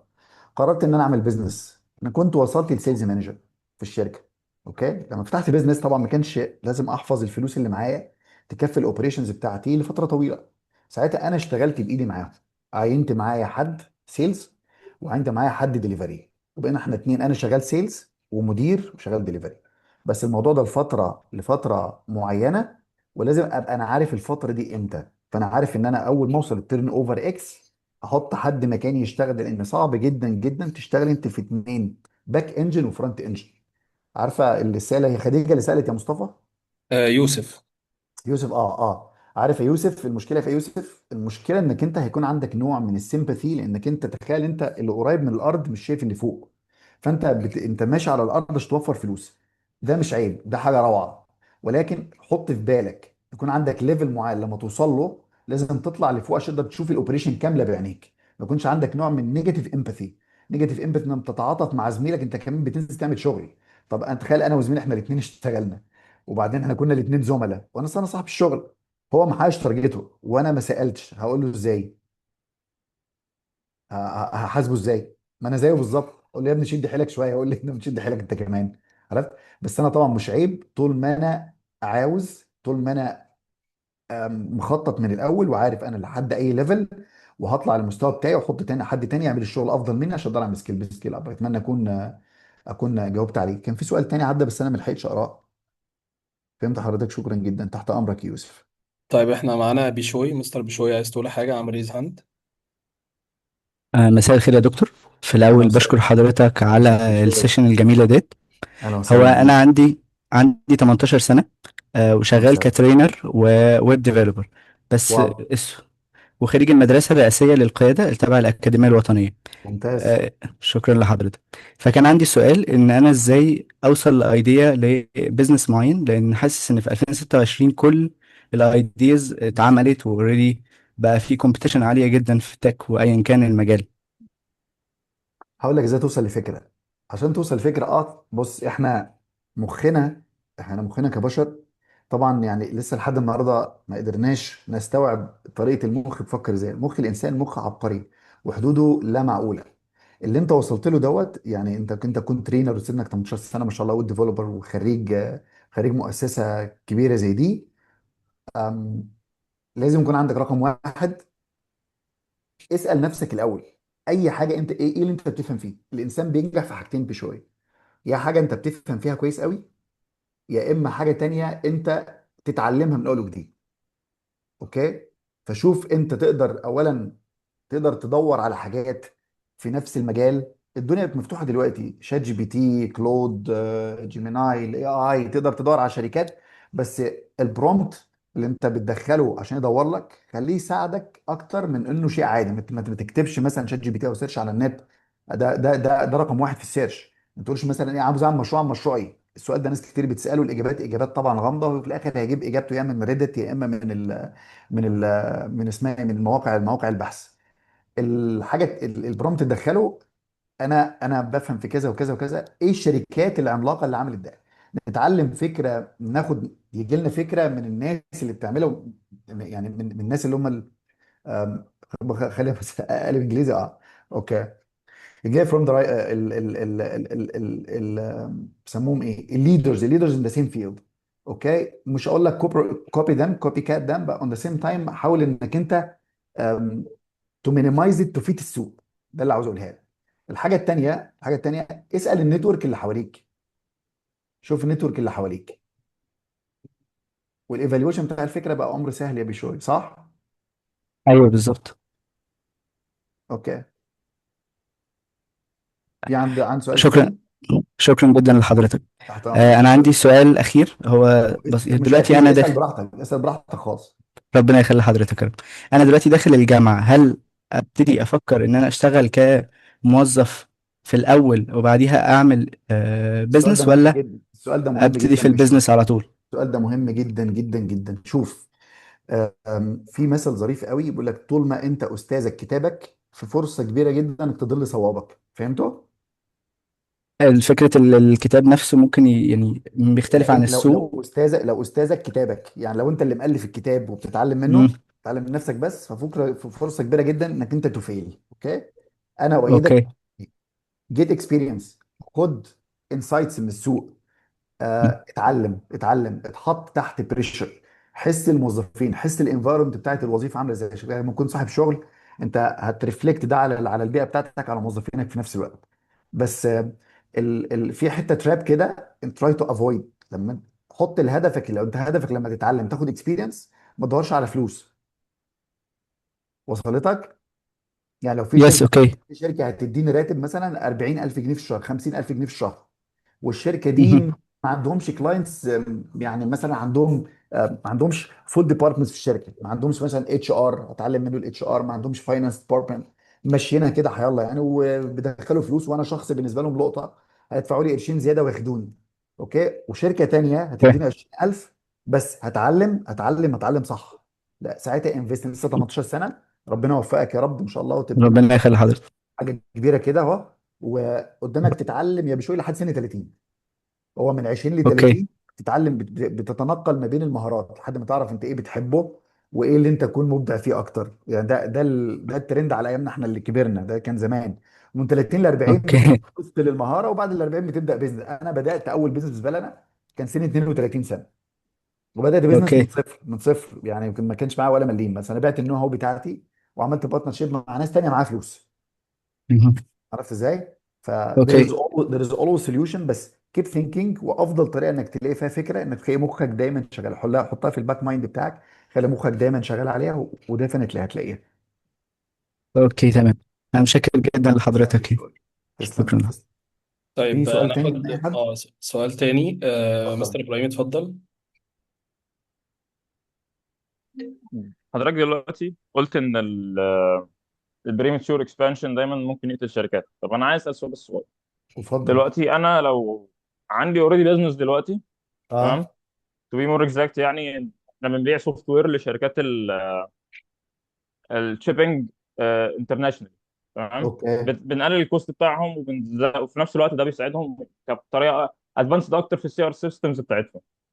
ممتاز. احنا دلوقتي لو عايزين نعمل معاهم كومبلمنتري اكسبانشن، تمام، ان احنا كده كده انا مثلا هنا عندي شير في مصانع هنا في مصر بتعمل الباكجينج وبتعمل الوودن باليتس والبلاستيك باليتس والكلام ده كله. فهل ده ممتاز. مثلا جزء من الاكسبانشن، ان انا لو انا بعت لهم كومبلمنتري اكسبانشن، ده جزء برضه من الاكسبانشن الغير محمود نوعا ما ولا لا؟ لا محمود طبعا، لان بص معناه ايه البريماتشور اكسبانشن يا ابراهيم؟ السؤال ده سؤالك تمام. سؤال حلو، سؤال حلو برضه. بريماتشور اكسبانشن انك انت تكون دريفن بالفانيتي. يعني انا اللي عجبني في سؤالك، انت ما قلتليش مثلا دلوقتي احنا شركتنا بتعمل وعندنا تيرن اوفر مش عارف، الموضوع بالنسبه لك براكتيكال اكتر. فهل انا النهارده مثلا لو انا مأجر ستور بتاعي بدفع له 100000 جنيه في الشهر، ولقيت ستور تاني اوسع منه افضل منه، وهدفع له 120,000 جنيه في الشهر، وال 20,000 دول انا بكسبهم مرتاح معاهم، او الاون الستور ده هدفعهم كقسط. يبقى طبعا ديفينتلي العقل بيقول لك ايه؟ بيقول لك لا، موف، خد الستور التاني وحطه في الاسيتس. مظبوط. فانت لو انت تمام. لو انت الجوينت فينشر اللي انت عملته مع اي ستيج من الستيج بتاعت البيزنس عموما، من اول البرودكشن للوجيستكس للسيرفيسنج للبوست سيرفيس كلها لحد النهايه، لو انت اي جزء من دوت عملت سكيلينج اب هيخدم البيزنس بتاعك ان شاء الله بعد ساعه ما تبدا البيزنس، طالما هيسيرف البيزنس وجايب ثمنه، ريسبكتنج كل اليمنتس اللي اتكلمنا فيها، لا برافو عليك، برافو عليك طبعا. بس حضرتك بتقول دلوقتي انك ما تنفستش، ما تعملش اي انفستمنت في اي حاجه خارجيه بره البيزنس نفسه، فاهمني؟ فانا اه كنت بسال في النقطه دي عشان خاطر انا دلوقتي لو انا اوريدي مش باخد من البروفيتس بتاع البيزنس، ولكن يعني ايه، من الشير بتاعي، فاهمني؟ من كده صح. كده في انكم داخل من البيزنس ده.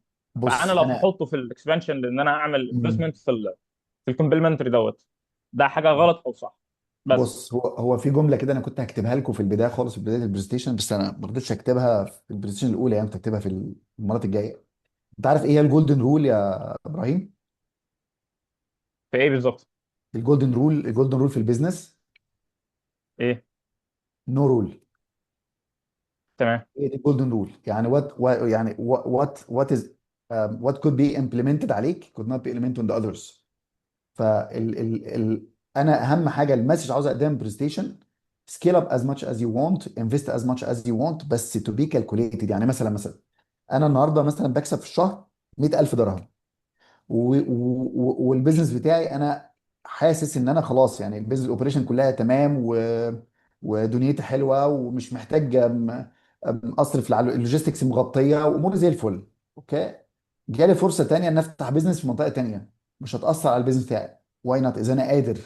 واي نوت؟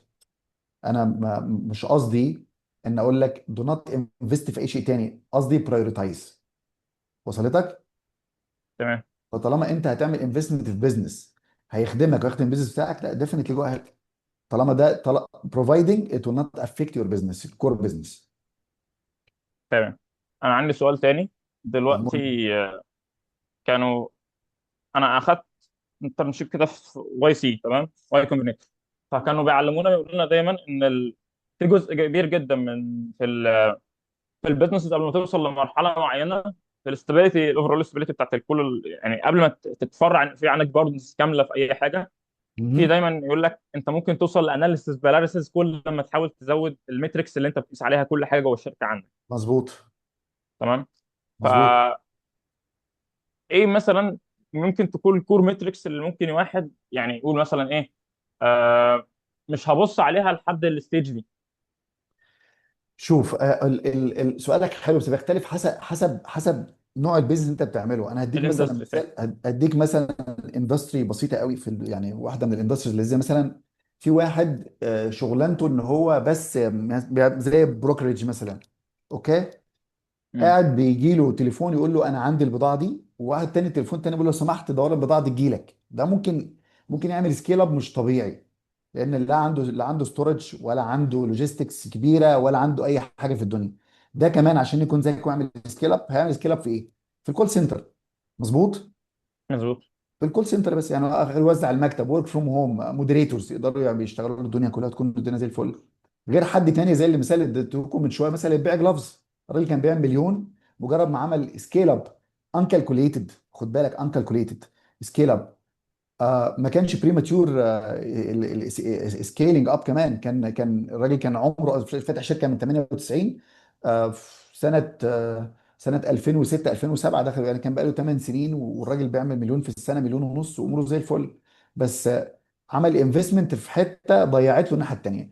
المسج اللي عاوز اقولها لك يا ابراهيم: انت آم، ال ال ال في حاجات، يعني انت في حاجات لو لما انت بتحطها في الشيت قدامك الاكسبنسز كامله، الاكسبنس بتاعتك كامله، والبروفيت بتاعتك قدامك، والليستة العملاء بتاعتك قدامك، مظبوط، السايكل مظبوط. قدامك انت كاونر، مظبوط. اوكي، انا النهارده هدخل في بروجكت جديد، لو انت عجبك الاي ار ار، اوكي جو اهيد، لو انت سيف معاه جو اهيد. لو انت عندك بيشنس انك تعمل بيرن ريت عالي في حته تانيه دلوقتي مش هتاثر عليك، جو اهيد ايا كان، مش عندك مشكله. خد بالك في حته كمان، الحته انت قلت لك انت كمان تعمل سكيلينج اب.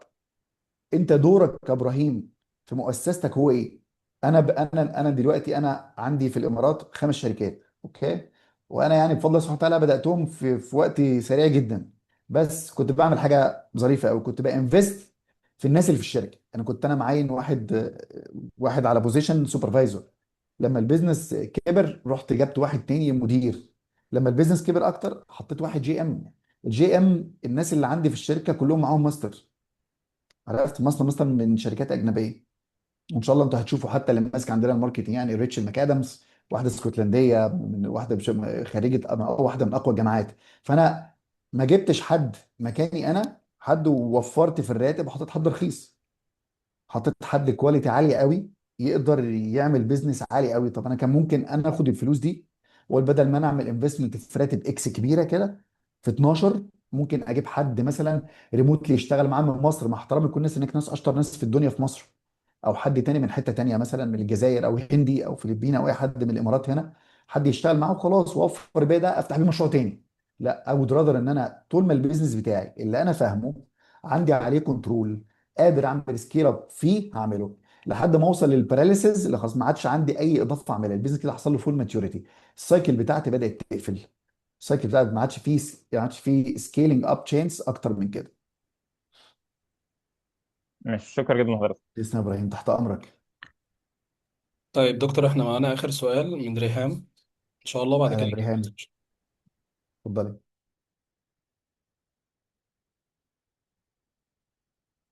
هي حضرتك تقصد رحمة مش ريهام صح؟ رحمه، اتفضلي يا رحمه. أهلا بحضرتك يا دكتور. أنا عايزة أسأل حضرتك على حاجة. إزاي إن أنا أعرف إن أنا ألاقي أيديا؟ أنا المشكلة هو إن أنا مش عندي أفكار. المفروض إن الفكرة بتاعت مشروع بتيجي من مشكلة، بس أنا حاسة إن أنا ما مش عنديش أي شرط، حاجة. مش شرط فكره المشروع تيجي. مش بصي احنا لما خلينا نقول لما بنبيع او بنعمل بيزنس، البيزنس هدفه بيكون حاجتين. يعني انا بقول لك انت عاوز تعمل بيزنس قد ايه يا بيشوي يا ابراهيم، مصطفى، رحمه؟ بتعملوا ايه يا اولاد؟ بتقول انا والله انا بص انا هحل المشكله دي او انا هضيف القيمه دي. مظبوط، هما الاثنين دول. 75% من الناس بتشتري او بتعمل انفستمنت او بيبقى كلاينت عندك عشان يحل مشكله، و25% بس عشان ياخد ادفانتج يبقى احسن من الناس شويه. اوكي؟ انت لازم زي ما قلت لازم تشوفي نفسك انت الاول، انت بتحبي ايه وبتفهمي ايه، وبعدين تدرسي السوق بتاعك. ده هو ده يعني ده بيسموه السيف مود. لان انت ممكن واحد النهارده مثلا يبدا بستارت اب، وانا اعرف مثلا ستارت اب زي ستارت اب مثلا حكيمه في مصر. في ناس كتير اكيد ما سمعتش عنه. حكيمه ده كان مثلا من اقوى الستارت اب، كان زي اوبر، وانك انت تروح يبقى عندك حل مشكله كبيره جدا، مشكله اللي هي الحقن بتاعه البيوت والادويه بتاعه الناس اللي هوم نيرسينج يعني. ومحدش كتير سمع عنها. ستارت اب كان فيري اكسبنسيف وصرفوا عليه مصاريف رهيبه وبيعاني معاناه كبيره جدا لان هو ما درس، ما عملش الموضوع ده. البروجكت كانت معانا كمان ما عملش البروجكت بشكل مبني على بيستل ستادي مثلا. ما عرفش ان مثلا النيرسز ممكن ياخدوا البيزنس. فكان بيعمل كان زي اوبر مثلا. تخيل اوبر لما لو وصل لك مكان يقول لك استاذه رقمي معاكي بس كلميني من غير ما تحطين عشان اوفر ال 30% بتوع اوبر مثلا. اوكي؟ غلط ده ايه؟ ان ما درس وعرف اصول تنفيذ الفكره اللي في دماغه بشكل كويس. عندي فكره حلوه يلا طبق. فاختاري فكره، ادرسيها كويس، ادرسي السوق، اعملها اسسمنت، حطيها على الورق. حطيها على الورق يا رحمه. الورق هو اللي يقول لك تنفع وما تنفعش. غير كده كمان قبل ما تبداي بزنس، يوم ما تاخدوا فكره دي، يوم كمان نصيحه انا يعني نسيت اقولها لكم، كان ممكن تيجي المفروض تبقى موجوده في اخر سلايد. خلينا نقولها في اخر سلايد اكتر، مش مشكله. بس تو فايند ايديا. انا ممكن اديكي 1000 ايديا ما تناسبكيش ولا واحده فيهم. ممكن اديك ايديا تكون غاليه جدا ما تقدرش تنفذيها. ممكن اديك ايديا انت ما ينفعش تكوني جزء منها اصلا. عرفتي؟ ممكن اديك ايديا تنفيذها ما ينفعش في البيئه اللي انت عايشه فيها، تتنقل لبيئه تانيه مش هتعرف تروحيها. فزي ما قلت لك شوفي انت بتحبي ايه اصلا and ستارت. بس اهم حاجه انك تستارت. شكرا جدا لحضرتك. تسلم، تحت امرك. هو الفكرة إن أنا كمان مجالي في مجال التك والاي اي، فهو ده الاندستري اللي أنا اوكي، شغالة فيها. فأنا بحاول أعمل دمج بينها ومجال البيزنس، فعشان كده بحاول إن أنا أدرس في مجال البيزنس. شوفي، البيزنس هيثقل لك الافكار وهيوديكي في سكك انت عارفه ان السكك دي بالنسبه لك منوره. يعني على الاقل تبقى عارفه الريسك وقايساه، وعارفه الابروتشز تبقى عامله ازاي، وعارفه من البدايه الاكسبكتيشن بتاعك هتكسبي هتخسري امورك تبقى عامله ازاي. مشكله مجال الاي اي ان هو مجال ايرا بادئه بقى لها فتره بسيطه جدا وكبيره جدا، وبسموها في البيزنس بلاد اوشن، مش بلو اوشن للاسف، بلاد اوشن. في فكره اذا حد، انا طبعا يعني انا بفترض ان السيشن دي لان احنا لسه ما عملناش فلوس وما عملناش كابيتال، بس في جزء تاني من السؤال، اجابه على سؤال بيشوي افتكرتها دلوقتي كمان. ان في لما تيجي تعملي بيزنس عندك حاجتين، في بيسموه الجرين فيلد ابروتش وفي البراون فيلد ابروتش. براون فيلد ابروتش ان انا اخد الارض وانا ازرعها من اول وجديد واسمدها واظبطها واقعد استنى لما تكبر وبعدين ابدا المحصول، احصل محصول بعدين ابدا احسن في المحصول اللي بعده او اغير المحصول وهكذا. الجرين فيلد ابروتش ان انا اشتري بيزنس قائم. فانت ممكن بشوي او انت اذا عندك كابيتال معينه ممكن تشتري بيزنس قائم وبيكسب، يكون في نفس الفيلد.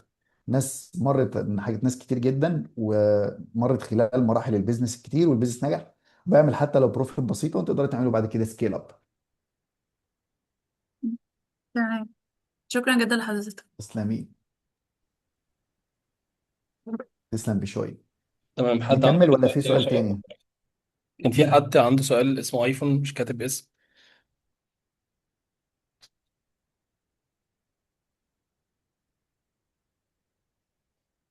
طيب اذا ايفون عاوز يسالنا اي حاجه موجود. السلام عليكم، ازيك يا وعليكم دكتور؟ السلام، اهلا وسهلا دكتور اخبارك محمد. يا حبيبي؟ عامل ايه يا حبيبي؟ اخبارك ازيك ايه؟ حبيبي، اخبارك ايه، عامل ايه؟ انا سعيد جدا باللي بسمعه والله، ويعني حبيبي بستفيد تحت، كتير والله. تحت امرك، تحت امرك حبيبي دكتور حبيبي يا محمد. دكتور، تحت ربنا امرك يكرمك. حبيبي، الله يسعدك حبيبي. سؤال بقى، يعني الاخوه طبعا سؤال الاسئله كلها جميله وانا سجلتها بالمناسبه عندي. فانا عندي ممتاز. سؤال يعني ريليتد للمواضيع دي، فامتى يكون يعني التمويل الذاتي افضل وامتى ادخل مستثمر يكون افضل من وجهه شوف نظرك يعني؟ في الميزه من دخول مستثمر انك انت تسكيل اب فيري هاي. يعني انت قدرها دايما الاجابات النظريه بتبقى افضل، الافضل ومريحه للنفس اكتر الاجابات العمليه، بس العمليه للاسف هي اللي بتدوم وتعيش معانا. يعني امم. انت عشان تعمل النهارده بيزنس مثلا انت براس مال مليون، هتقدر تعمل اكوزيشن لبيزنس التيرن اوفر بتاعك قد ايه في الشهر عشان مليون يكفيك 200 300 الف جنيه في الشهر مثلا، وتخلي الباقي معاك شويه فلوس لتامين للايام الصعبه او لتحركات السوق والاستابيليتي والمصروفات وانك تجرب موظفين وهكذا. الحاجه لو انت دخلت مع واحد تاني مولك مثلا ب 10 مليون، هتقدر تسكيل اب البيزنس، هيكون في فاليو الاستثمار ساعتها جو اهيد. ولكن في الجزء ده هنقول على اخر سلايد لازم تكون انت عامل الكونتراكت بشكل يحمي البيزنس بتاعك كويس جدا وحاطط كل حقوقه عندك انت.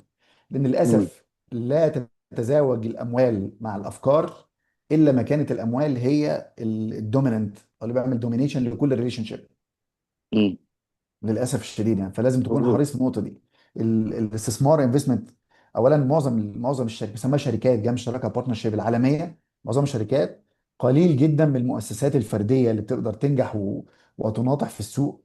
ولكن التزاوج ما بين الشركات والاستثمار ممكن عندك حد زي السؤال اللي ساله ابراهيم مثلا ممدوح، ممكن هو شغال في مجال التكنولوجيا ممكن يعمل بارتنرشيب مع شركه من الشركات اللي هي خلاص كانه بقى مورد داخلي بالنسبه لها، فعمل جارانتي البيزنس لفتره طويله جدا مثلا. فلازم تقيس الفاليو قبل ما تبدا البارتنرشيب. لكن الشراكه لو مش هتضيف لك فاليو ديفينتلي نو، لان البين اللي وراها او كتير يعني. طب حضرتك تفضل ان انا ابدا براس مال صغير ولا ابدا بشراكه وانا مش متاكد مثلا من فكره مشروع انها هتنجح او لا؟ آه سؤال يعني سؤال صعب قوي، سؤال مم. صعب. بيعتمد على نوع البيزنس والايفالويشن. لان لو انت التاني ممكن انت ما تاخدش ريسك، مم. الشخص ياخد ريسك بس في الاخر ما يكونش عليك اللايبيليتي دي مهمه. مم. انا ممكن اقول لك مثلا انا ادخلك على ليتس المكسب سي، والخساره مثلا. انا هديك مثلا مثال عملي. واحده من الشركات كمان كانت عندنا كنا بنعمل لها كونسلتنسي، مم. وكانت كان في الشركه كان هم في حدود 7 شركات في جروب. واحده فيهم كانت مشكله كبيره جدا اللي وقع ان هو البارتنر او المستثمر هيستثمر 10 مليون درهم وهياخد 70% من البيزنس. امم. اوكي، والشركه نفسها النو هاو بتاعتها هتاخد 30% من البيزنس.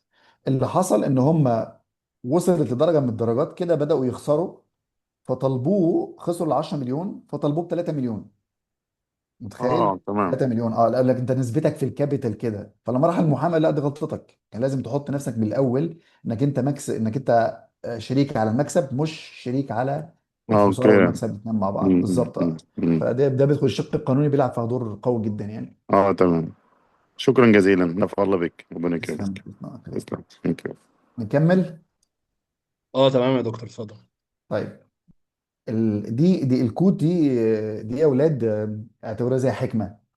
الوضع اللي انت فيه ده، الوضع اللي انت فيه حاليا، ايا كان وضعك، مبسوط، زعلان، متضايق، محتار، وات ايفر، و10% من اللي بيحصل حواليك هو السبب فيه، لكن 90% هو منك انت، من تصرفاتك انت. دي اسمها قاعده ال 90 10 برنسبل. المبدا ده مهم جدا. فانت دايما دايما لوم الظروف. هتنفعنا ازاي دي في البيزنس والمحاضره عن بيزنس؟ لان السيتويشن اللي البيزنس بتاعك فيه هو نتاج ردود افعالك انت فقط، فانت المسؤول الاول والاخير. اي اوتكم من البيزنس انت المسؤول عنه. اذا كان بيزنس ناجح فالف مبروك، انت اللي نجحته. واذا كان بيزنس لا قدر الله فيه صعوبات، فانت السبب في كل الصعوبات اللي حصلت. فده ما تلومش الظروف، ولا تلوم السوق، ولا تلوم المنتجات، ولا تلوم السيرفيس، ولا تلوم المحيط، ولكن اللوم كله يقع على عاتقك انت وحدك. اوكي. هانتنج اوبورتيونيتيز ده بالنسبه ده في حته كده صغيره كده، من لما تجاوب على سؤال رحمه وسؤال بشوي، ازاي اصطاد فرصه. اوكي. اول حاجه انا ستي كيوريوس، خليك دايما ما تفقدش الفضول بتاعك، وخليك دور على السوق، شوف الماركت ترندز عامله ازاي، اندستري شيفتس، الاندستري رايحه فين، احنا دلوقتي فين، رايحين فين الفتره اللي جايه. فما تعملش حاجه هتموت، اعمل حاجه ممكن تعيش. نتورك استراتيجيز دي مهمه جدا جدا جدا يا جماعه. ادخلوا في كوميونيتيز، اشتركوا في كوميونيتيز، اعرفوا الناس تفكر ازاي. النهارده سمعت محاضره الفتحي، ما فادتكش، ما ضرتكش في نفس الوقت. حاول تسمع محاضرات من ناس تانية شمال ويمين، وتاخد اجابات كتير جدا لحد ما تعمل نتورك محترمه. اعرف ناس كتير في فيلدز كتير حواليك في السوق، هتتعلم منهم كتير قوي. يخليك رشيق في الحركه بتاعتك، عندك فلكسبيليتي، اسمها الاجيليتي، دي مهمه جدا جدا. وانا شايف ان الناس اللي حضرت المحاضره دي، والوقت عندكم في مصر الساعه 9 وربع دلوقتي، الناس اللي قاعده لحد دلوقتي مستمره، هي ناس كين انها تتعلم اي شيء في الدنيا، وربنا يوفقكم يا رب. Stay modern and trendy, very important. Adopt and adopt the automation، ده مهمه جدا يعني. لازم تعمل انتجريشن مع intelligent tools to streamline الورك فلو، وتساعدك على الورك فلو والسيمليس اوبريشنز بتاعتك، يكون الاوبريشن ماشيه بدون تعقيد. يعني انا اعرف ناس والله يا جماعه، يعني مش عاوز اذكر اساميهم، شغالين في شركات بتعمل تيرن اوفر مش بطال، ولحد النهارده بس شغالين باكس شيت. لما بتطلب معلومه بيقعد يدور، مش على كلاود حتى، بيقعد يدور على معلومه. بس البيزنس للاسف دريفن. ازاي دريفن؟ وسبب نجاحهم ان الناس دي عندها نقطه قوه قوي، ان هم كويسين قوي قوي مع العملاء بتوعهم، ولانهم ما بيصرفوش كتير فرخاص، عندهم عدد كبير من العملاء الرخاص يعني. ترانزيشن تو براند اوثنتسيتي، شيفت فروم تراديشنال ماركتنج تاكتكس. ابدا بقى يدخل زي انا ما شاء الله عليكم كلكم في التخصصات في الاي اي، كلكم شباب واعد يعني ما شاء الله. ابدا الكونفنشال ماركتنج للحاجات الديجيتال طبعا.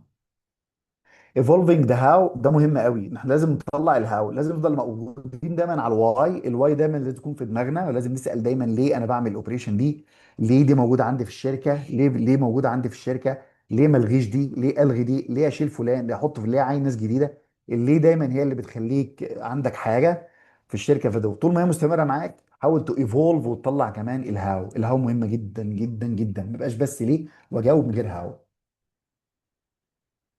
المنتور شيب مهمه، لازم يكون لك منتور، لازم اجباري يكون لك منتور، مش منتور واحد، منتورز كتير، في حد بتتعلم منه دايما، تتعلم من خبراته في الحياه، الاكسبيرينس. بص لو انت حسبت الاكسبيرينس، في ناس بتبقى اكبر من سنها. اكيد كل ما اقول لكم على حد، طبعا انت حد فيك عندك عم، عندك خال، عندك صديق بيكون عنده خبره عاليه في الحياه، عنده نوع من الحكمه، لان هو على قد ما بيتعرض وبيشوف لمواقف الحياه بيتعلم، بياخد خبرات اكتر، فاللي بيحتك اكتر بياخد خبرات اكتر، واللي بيتعلم اكتر هو اللي بيليد اكتر، والخبره بتخليك عارف الفيت او الديستني قبل ما تمشي في الجيرني نفسها، عارف ايه اللي هيحصل قبل ما تمشي الطريق، عارف نهايه الطريق قبل ما تمشي فيه.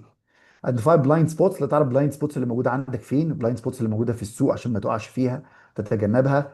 بير تو بير اكونتابيلتي مهمه، يكون عندك اصدقاء من الكوميونتي بتاعتك بتليرن الجرو توجذر كلكم مع بعض ثرو جروبس، عارف ازاي؟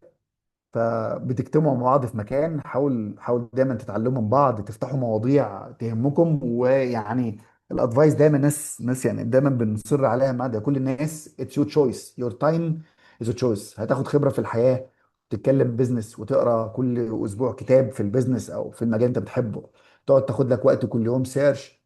واقول لكم على حكايه ظريفه دلوقتي، من الحاجات اللي ده برضه هيجاوب على سؤال بشوي وسؤال رحمه، اعمل ايه. او تفضل فاتح تيك توك طول النهار تقلب في التيك توك وتعمل مسح للذاكره بتاعتك، اتس اب تو يو.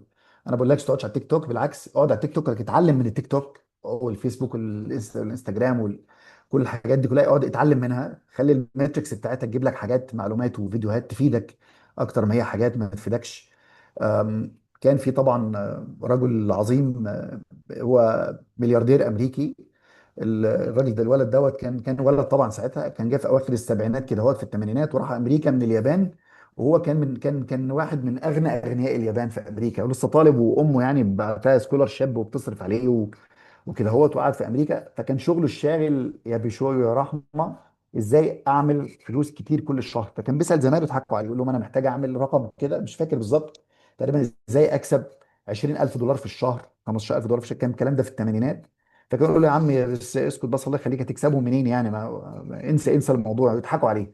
انت تعمل 20,000 دولار في الشهر، وهكذا. لحد ما هو جه في يوم من الايام كان قاعد على الديكشنري، القاموس بتاعه اللي كان عربي انجليزي ياباني، ومش طبعا ما كانش مصر عشان كان عنده المورد يعني. فقعد بيدرس فيه، فقال ليه ما عملوش ديجيتال؟ ولو عملوا ديجيتال تفتكر في اوائل التسعينات، الناس الكبيره زي حالتنا كده، في اوائل التسعينات كده هو نزل الديكشنري اللي هو الديجيتال، اللي هو كان عباره عن سامسونج منزلاه، تكتب الكلمه تختار اللغتين وتكتب الكلمه بالانجليزي تطلع لك باللغه الثانيه ترجمتها عامله ازاي. هو اللي عمل ده وباعه لسامسونج ساعتها برقم كبير جدا وحقق حلمي. فانت خليك دايما كيوريوس، خلي دايما مخك يفكر ويدور، وديفنتلي هتلاقي. لان الرول المقولة بتقول، يا مسلمة على فكرة، بتقول طالما انت ماشي في الطريق حتمية الوصول يعني مفيش فيها شك. ethics integrity دي من المواضيع المهمة جدا جدا جدا، لازم اقول لك يعني building foundations that last، ابن مؤسسة تدوم. المؤسسات بتدوم بالاثكس، بالاخلاق. لما تكون انت انسان صادق مع نفسك، صادق مع موظفينك، لازم تشتهر بحسن الخلق في السوق، ده رقم واحد يعني. ده من الحاجات الاساسيه، كريديبيليتي. انت عندك كريديبل، ما تقعدش مع موظف وتقول له ان شاء الله لما تعمل شغل حلو هنرقيك، في الاخر انت بتضحك عليه. في الاخر لما انت تكون بعدين، تايم هو كفيل بان ينقل سمعتك الطيبه، وانتجريتي عن نزاهه، ونزاهتك انسان نزيه وانسان صادق وانسان جميل وانسان عندك اخلاق الناس. هتلاقي الناس الطيبه، وركزوا في دي كويس قوي، هتلاقي الناس الطيبه هي اللي هتعجب بيك وتجيلك، فتشغل ناس طيبه مش عشان هم بركه، لا، ناس طيبه وشاطره في نفس الوقت. هتلاقي عملت تيم الافنجرز بتوعك، التيم تقدر تحارب بيه السوق، التيم اللي هم يقدروا يعملوا لك ليدنج للبيزنس بتاعك باونستي. اوكي. الايثيكال ليدرشيب اند كومبيتيتيف ادفانتج، يوزنج اونستي، الامانه بتاعتك، سترونج فاليوز، القيم بتاعتك. انا راجل ما بكذبش في السوق، ما بكذبش. لازم تعرف كمان باور اوف نو، يو هاف تو سي نو سم تايمز. انا جالي احسن موظف عندي في الشركه وقال لي والله بص انا بعمل كذا وكذا وكذا، وانا همشي من الشركه. انا متخض اقول لا بيمشي، طب استنى، طب اضحك عليه، لا نو انا اسف. طالما مش هقدر ازوده او ازود راتبه، ديفنتلي هقول مش هقدر ازودك، اند ذيس از رياليتي. هو يبقى عارف ان كلمتي واحده ما بتبقاش كلمتين، لان انا انسان اونست. اوكي. لازم تشتغل على اللونج تيرم براند ايكويتي. طبعا لازم يكون عندك خلق لا غش، كمان لازم ما تكونش تتعلم الغش، والفلوس اللي بتيجي سهله بتروح سهله ديفينتلي انك مش تعبان فيها. فلازم تبني ايكويتي في الشركه، والشورت تيرم لازم شورت تيرم جين فيرسس ايكويتي. انا ممكن اكسب كتير وابني ايكويتي افضل من اني اكسب دلوقتي بسرعه جدا ما يكونش عندي ايكويتي، او ابيع حاجه اي كلام، او اعمل مسليد لاي كاستمر عندنا. الليجل دي مهمه جدا. انا بنصحك لو هتعمل بيزنس، يعني لو تاخد ليجل ادفايس اجباري، ده اجباري. بص، هما بابين لازم تدق البابين دول اول ما تعمل بيزنس، اساسيين. باب واحد شغال فاينانس يعني مدير مالي، لازم تدق بابه، مش محاسب، والفرق بين الاثنين كبير طبعا. الناس اللي ما تعرفش، لازم تدق باب مدير مالي ولازم تدق باب محامي. لازم تعرض كل اللي هتعمله فروم اي تو زي على محامي، عشان لا قدر الله لو حبيت تعمل الغلط تبقى انت عارف عقوبة الغلط قبل ما تعمله، فما تتصدمش. وعدد كبير من الشركات بتدور على المكسب السريع وبتخالف مخالفات قانونيه. انا مش هتكلم حلال وحرام، مخالفات قانونيه عاديه يعني، بس للاسف بتعمل كولابس لكل البيزنس بسبب ان هم مش ايثيكال، او عملوا حاجات تخالف القانون. زي مثلا لقيت واحد مثلا غلبان في الشارع، فقلت والله بص تعالى بقى نعينه وخلاص، فما عملتلوش فيزا. فبعد الوقت من الاوقات جم على المؤسسه شيكوا عليها ما لقوش الراجل ده عنده فيزا. فطبعا في مخالفه للقانون، وبناء عليه خلاص المؤسسه اتقفلت مثلا، واتحط عليها عقاب، او ما قدرش اعمل سكيل اب للموظفين، اغير لهم التايتل بتاعتهم، او اوقفني العمل وعمال هنا وات ايفر. فانت عندك لازم تبقى عارف الصح من الغلط، وعدم المعرفه بالقانون لا يعفيك من العقوبه. فخلي دايما دي عندك رول قبل ما تعمل بيزنس، تدق بابين، باب المحامي وباب المحاسب او اللي هو فاينانس مانجر. اوكي. طبعا انت لو عاوز تاخد استراتيجيك كونسل كمان، دي احنا بنقدمها ليكم طبعا في اي وقت، نقدر نساعدكم في الاستراتيجي بيلدينج، ونقدر ننصحكم انليمتد. انا ومصطفى يعني، والتيم عندنا بيعمل الامور دي كلها ليكم. ده حق مجتمع علينا يعني. المحاضره دي اللي هديها لكم دي تتكلم عندنا في الشركه في السوشيال ريسبونسبيلتي. ده الريسبونسبيلتي بتاعتنا ناحيه المجتمع بتاعنا، خصوصا المجتمع المصري. continuous learning is very important. لازم في حاجه اسمها الماركتنج سايكولوجي اللي كان زمان، دي برضو يعني بشوي ورحمه لهم نصيب قوي في الموضوع ده. اللي كان الترند زمان ان انا اعمل برودكت واسوقه للعميل. دلوقتي الترند have to understand الكاستمر سايكولوجي، واعمل برودكتس اللي محتاجها الكاستمر. ده very important يعني. في managing high performing teams، بيلد كلير سيستم تو مينتين الهاي بيرفورمانس. ناس عندي تيم، اخترت التيم وظبطت خلاص، ظبطت لهم دنيتهم، والناس بقت عندي شغاله كويس جدا. لازم يكون عندي سكيلز هاو تو مانج البرفورمانس بتاعهم علشان ما يوقعش. ده طبعا ده مهم جدا يعني. ايمرجنج اندستري ترندز، لازم اكون انا مواكب للترندز كمان، مش لازم الحقها بس على الاقل اكون عارفها. ان احيانا بيكون الترند اعلى مني كتير، ما بقدرش اجيبها، بكون غالي يعني. السمري والفاينل رود ماب، نستفيد من المحاضرات دي كلها. المحاضره دي طويله، ده اسف طولت عليكم. 4 نقط اساسيه. اون ذا اوتكم، انت المسؤول عن، انت عندك فول ريسبونسبيلتي على الاوتكم بتاعك. اوكي. برايورتايز سانيتي ماتريكس، ما تتغرش بمنظر شركتك وشكل الشركه وتبدا تصرف في الفاضي والمليان.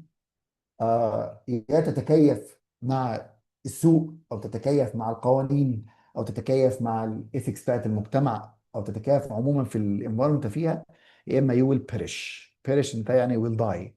اوكي. فاليو فيرست، ابن الفاليو بتاعتك، ابن قيمتك في المجتمع، ابن قيمتك في السوق، وبعدين صدقني البروفيت هتيجي وراها.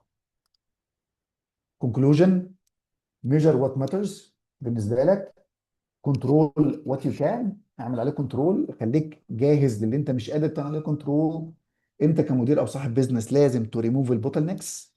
البوتل نيكس اللي هي الزنقات اللي بتيجي في الشغل، التحديات بتاعت الشغل، لازم انت تحاول تذللها للناس وتشيلها. يوز تايم ديليبرتلي، خلي عندك ازاي تيوز تايم ديليبرتلي، تكون انت اللي متحكم في الوقت مش هو اللي متحكم فيك. انك انت تعمل شغلك بدري، وتكسبكت بدري، وتتصرف بفوركاست واكسبكتيشنز ل what could happen at any time. keep learning، وافتكرها knowledge is power. واللي عندكم شركه يحطها الموظفين خط كبير: knowledge is the power.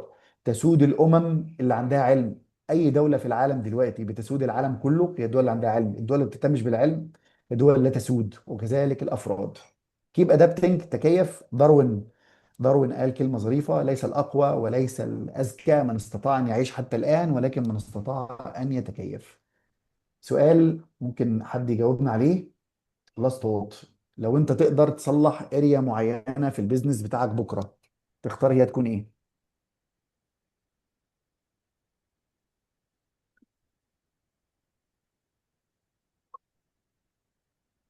حد عنده إجابة؟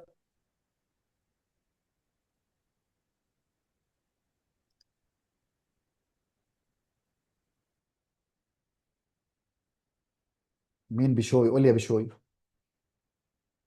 هو انا ما عنديش بيزنس معين، لكن فكرت ان ممكن اصلح المايند سيت بتاعه الاونر نفسه، فده هيساعد في باقي هتصلح ايه في المايند الموظفين سيت؟ الشركة. اجابتك حلوه بشويه. هتصلح ايه في المايند سيت؟ المايند سيت نفسها، ان هو ازاي يتعامل مع الموظفين نفسهم، يشوف مشاكلهم، ويعني ازاي يخليهم في اكتر حاسين ان ده بيتهم التاني، او ان هم موجودين في ده، فهيطلعوا لي برافو نتيجة عليك. اعلى. برافو عليك. شكرا برافو. لحضرتك. تسلم. اوبو.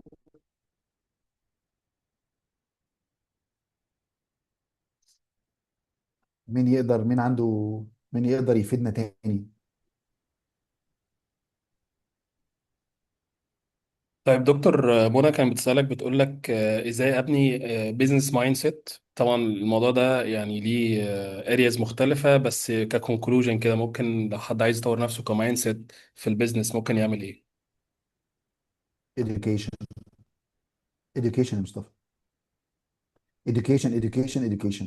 that's it. حلو قوي. في طيب حد جاوب هنا قال اصلح في السيستم. مظبوط، اوكي بس لو منى. حد يعرف يتكلم يشاركنا يبقى احسن. منى عاملة ريز هاند، اتفضلي.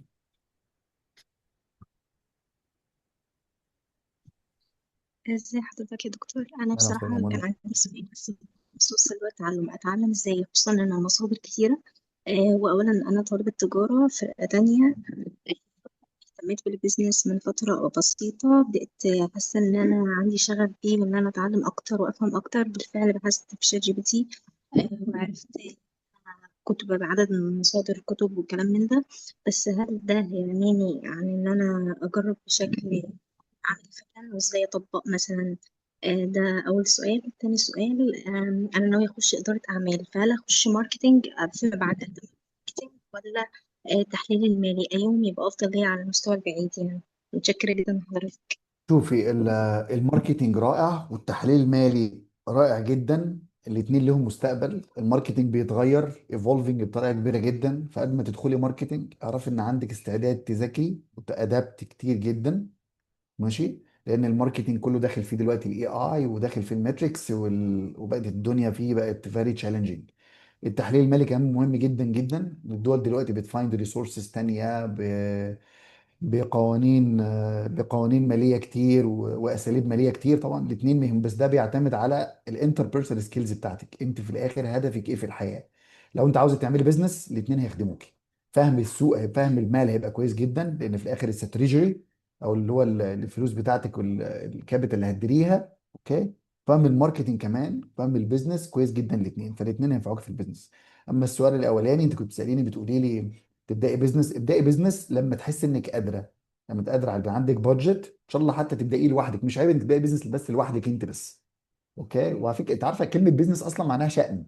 يعني مش معناها حتى اللي هو العمل. الكلمه المعروفه بيزنس لما تقول واحد مثلا نوت يور بيزنس معناها إن ده مش من شغلك او من شأنك.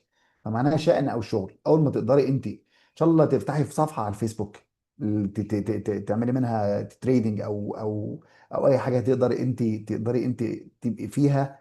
عندك فيها باشن، وحاسه انك انت هيكون ليك بوزيشن. اتليست ستارت. بيقولوا ويت يور elbow. عارفه ويت يور elbow. دايف انزلي ابدأي اتحركي. أم، طالما انت لا قدر الله حاسبه خسارتك، لو خسرتي تقدري تحمليها. بس يو جين اكسبيرينس اكسشينج الفلوس اللي هتخسريها مع الاكسبيرينس. استفدت جدا، بس هل مثلا قبل ما اخلص الكلية في حاجة معينة لازم اعملها اكون يعني بحيث ان أنا اكون متقدمة او محققة زي نجاح بالنسبة لي؟ وهل لو اشتغلت مثلا في حاجة تانية زي التدريس او كده في الاطفال والكلام من ده، بحيث ان انا يبقى في مال او انت كده، بتحبي ايه؟ دي انت حاجة بتحبي تفيدني؟ ايه؟ انت بتحبي التدريس؟ بتحبي تبقى منتور؟ بتحبي التدريس ولا انت عاوزه تبقى في حلم طموحك؟ شوفي خد بالك الطموح. يعني بصي احنا اقول لك على حاجه.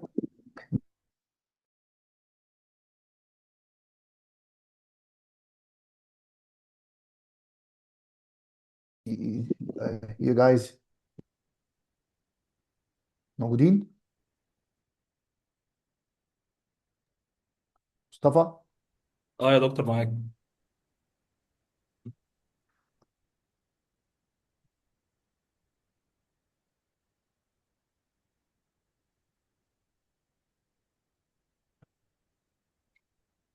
مصطفى سامعني؟ اه يا دكتور سامعك. اه فشو الاجابه ليها مره تانية لمنى. فمنى انت سنك الصغير خليكي تعرفي على فاكت، ما تبقاش بس على طموح. وبعدين انا مش عارف انت سمعتي عن الماركتينج وسمعتي عن التحليل المالي وسمعتي عن التدريس، يعني ايه ايه اللي عجبك في الثلاثه؟ هل انت بس عاوز يعني دي want to be something وخلاص، ولا انت عاوز تبقى حاجه في حاجه معينه تتحملي كل الطريق بتاعه والتشالنج تقابليه؟ فجربي، جربي تخرجي من الكليه خدي كورس ماركتينج وشوفي شركه تدربي فيها. وجربي لو عجبتك اوكي، خدي وانت بتتدربي فيها خدي كورس تحليل مالي مثلا كمان، جرب شوفي هتلاقي نفسك فين. بس مش خليش الا حاجه انت شايفه نفسك عندك باشون فيها يا منى. أيوة متشكرة حضرتك، فهمتك. أنا بس كان قصدي بحتة التدريس مثلا، اللي هو الفترة دي أكسب فلوس كورسات فيما بعد كلام من ده، أكتسب مهارات جديدة، زي مثلا إن أنا أعرف أتكلم مع ناس، يبقى عندي اللي هي المهارات الحياتية أو اليومية، السكيلز دي المهمة لأني واقعة فيها بصراحة. مم. وبعدين يا منى انا شايف يعني انت شخصيتك تمشي اكتر ماركتنج وبزنس اكتر من التحليل المالي. التحليل المالي غالبا بيكونوا ساكتين كده شويه، والناس بتبقى العبقريه كلها جوه بس. اه حاسة كده، متشكرة. بإذن الله هتشكر حضرتك جدا. ربنا يوفقك يا رب. حد تاني عنده سؤال؟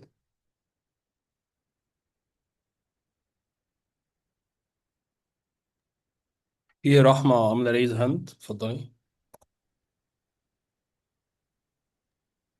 هو بس فكرت شوية ان انا اجاوب مع حضرتك على السؤال ده.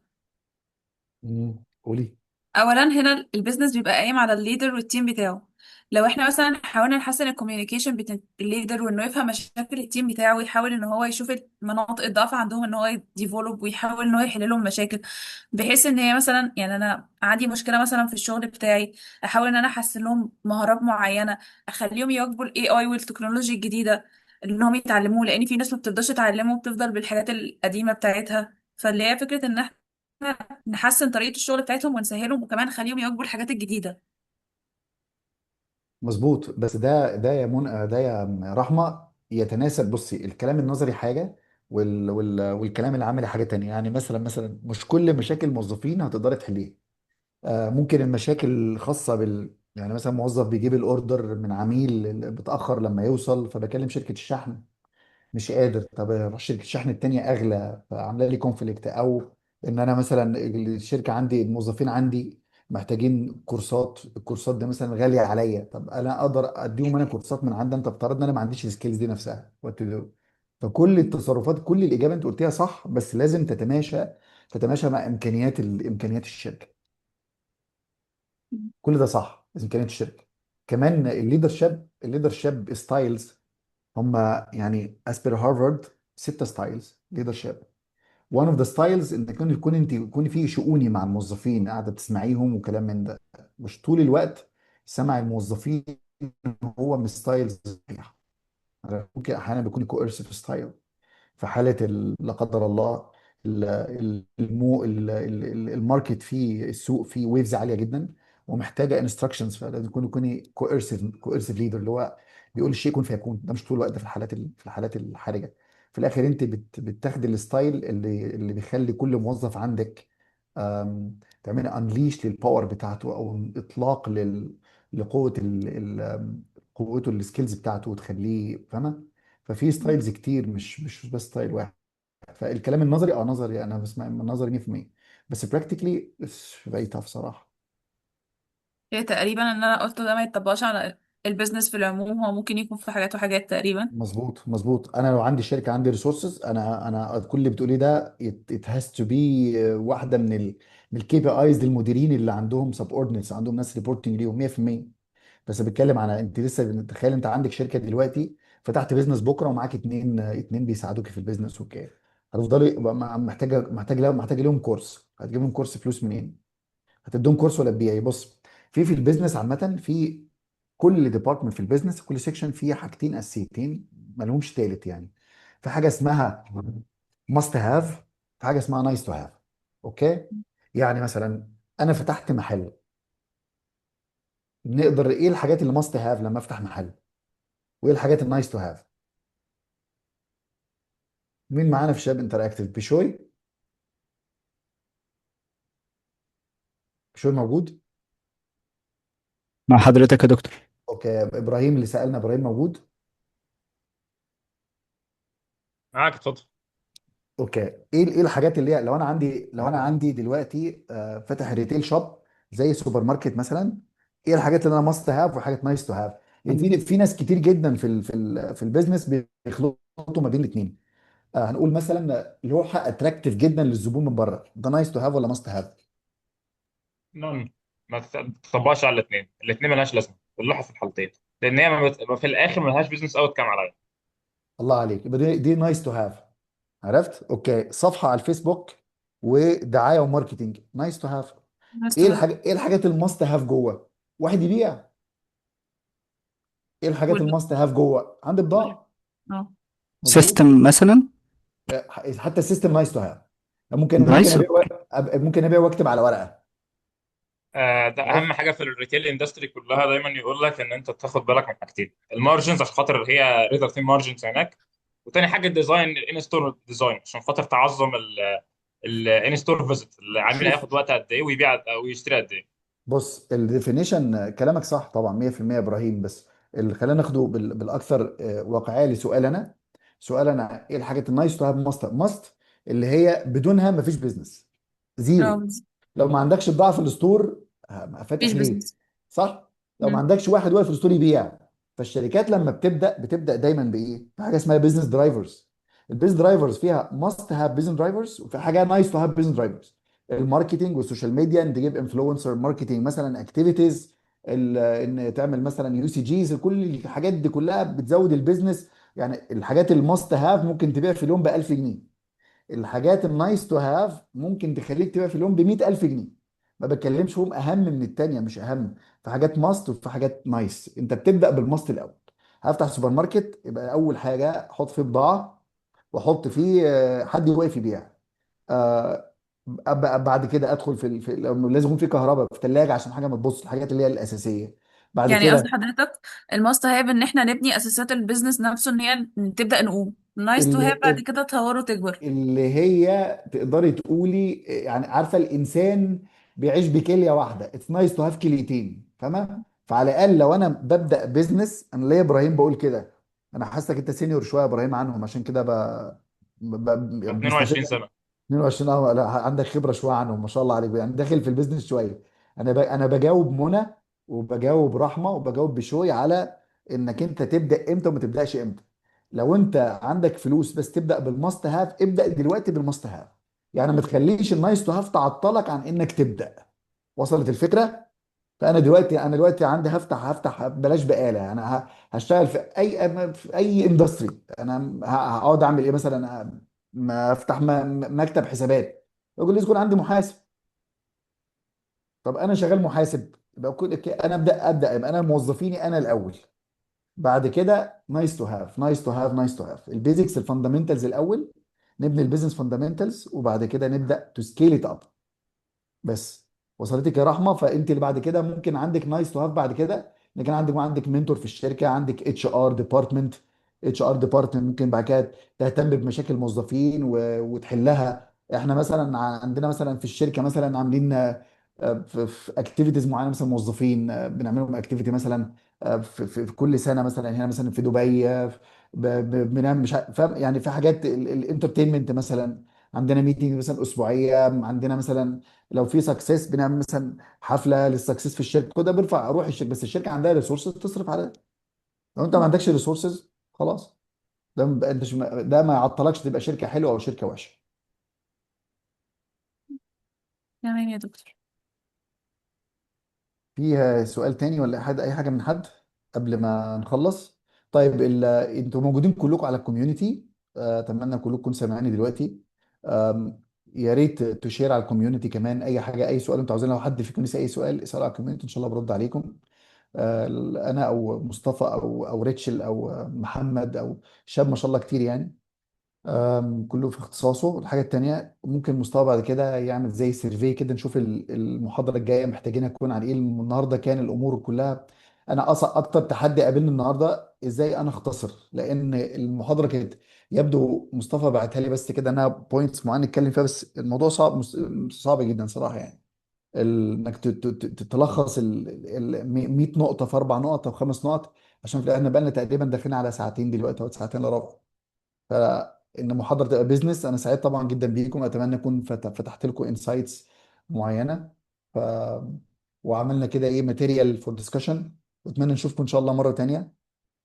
شكرا جدا ليكم، وشكرا لك يا ياسمين، شكرا لك يا الشباب كلهم. فنتمنى نشوفكم ان شاء الله المره الجايه، ونشوف كده المحاضره اللي انتوا عاوزينها المره الجايه تكون على ايه بالظبط، وان شاء الله نعمل لكم حاجه مفيده.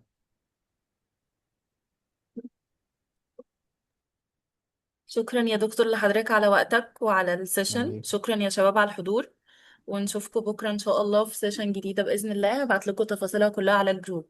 شكرا ليكم. شكرا ليكم، يلا مع السلامه، السلام.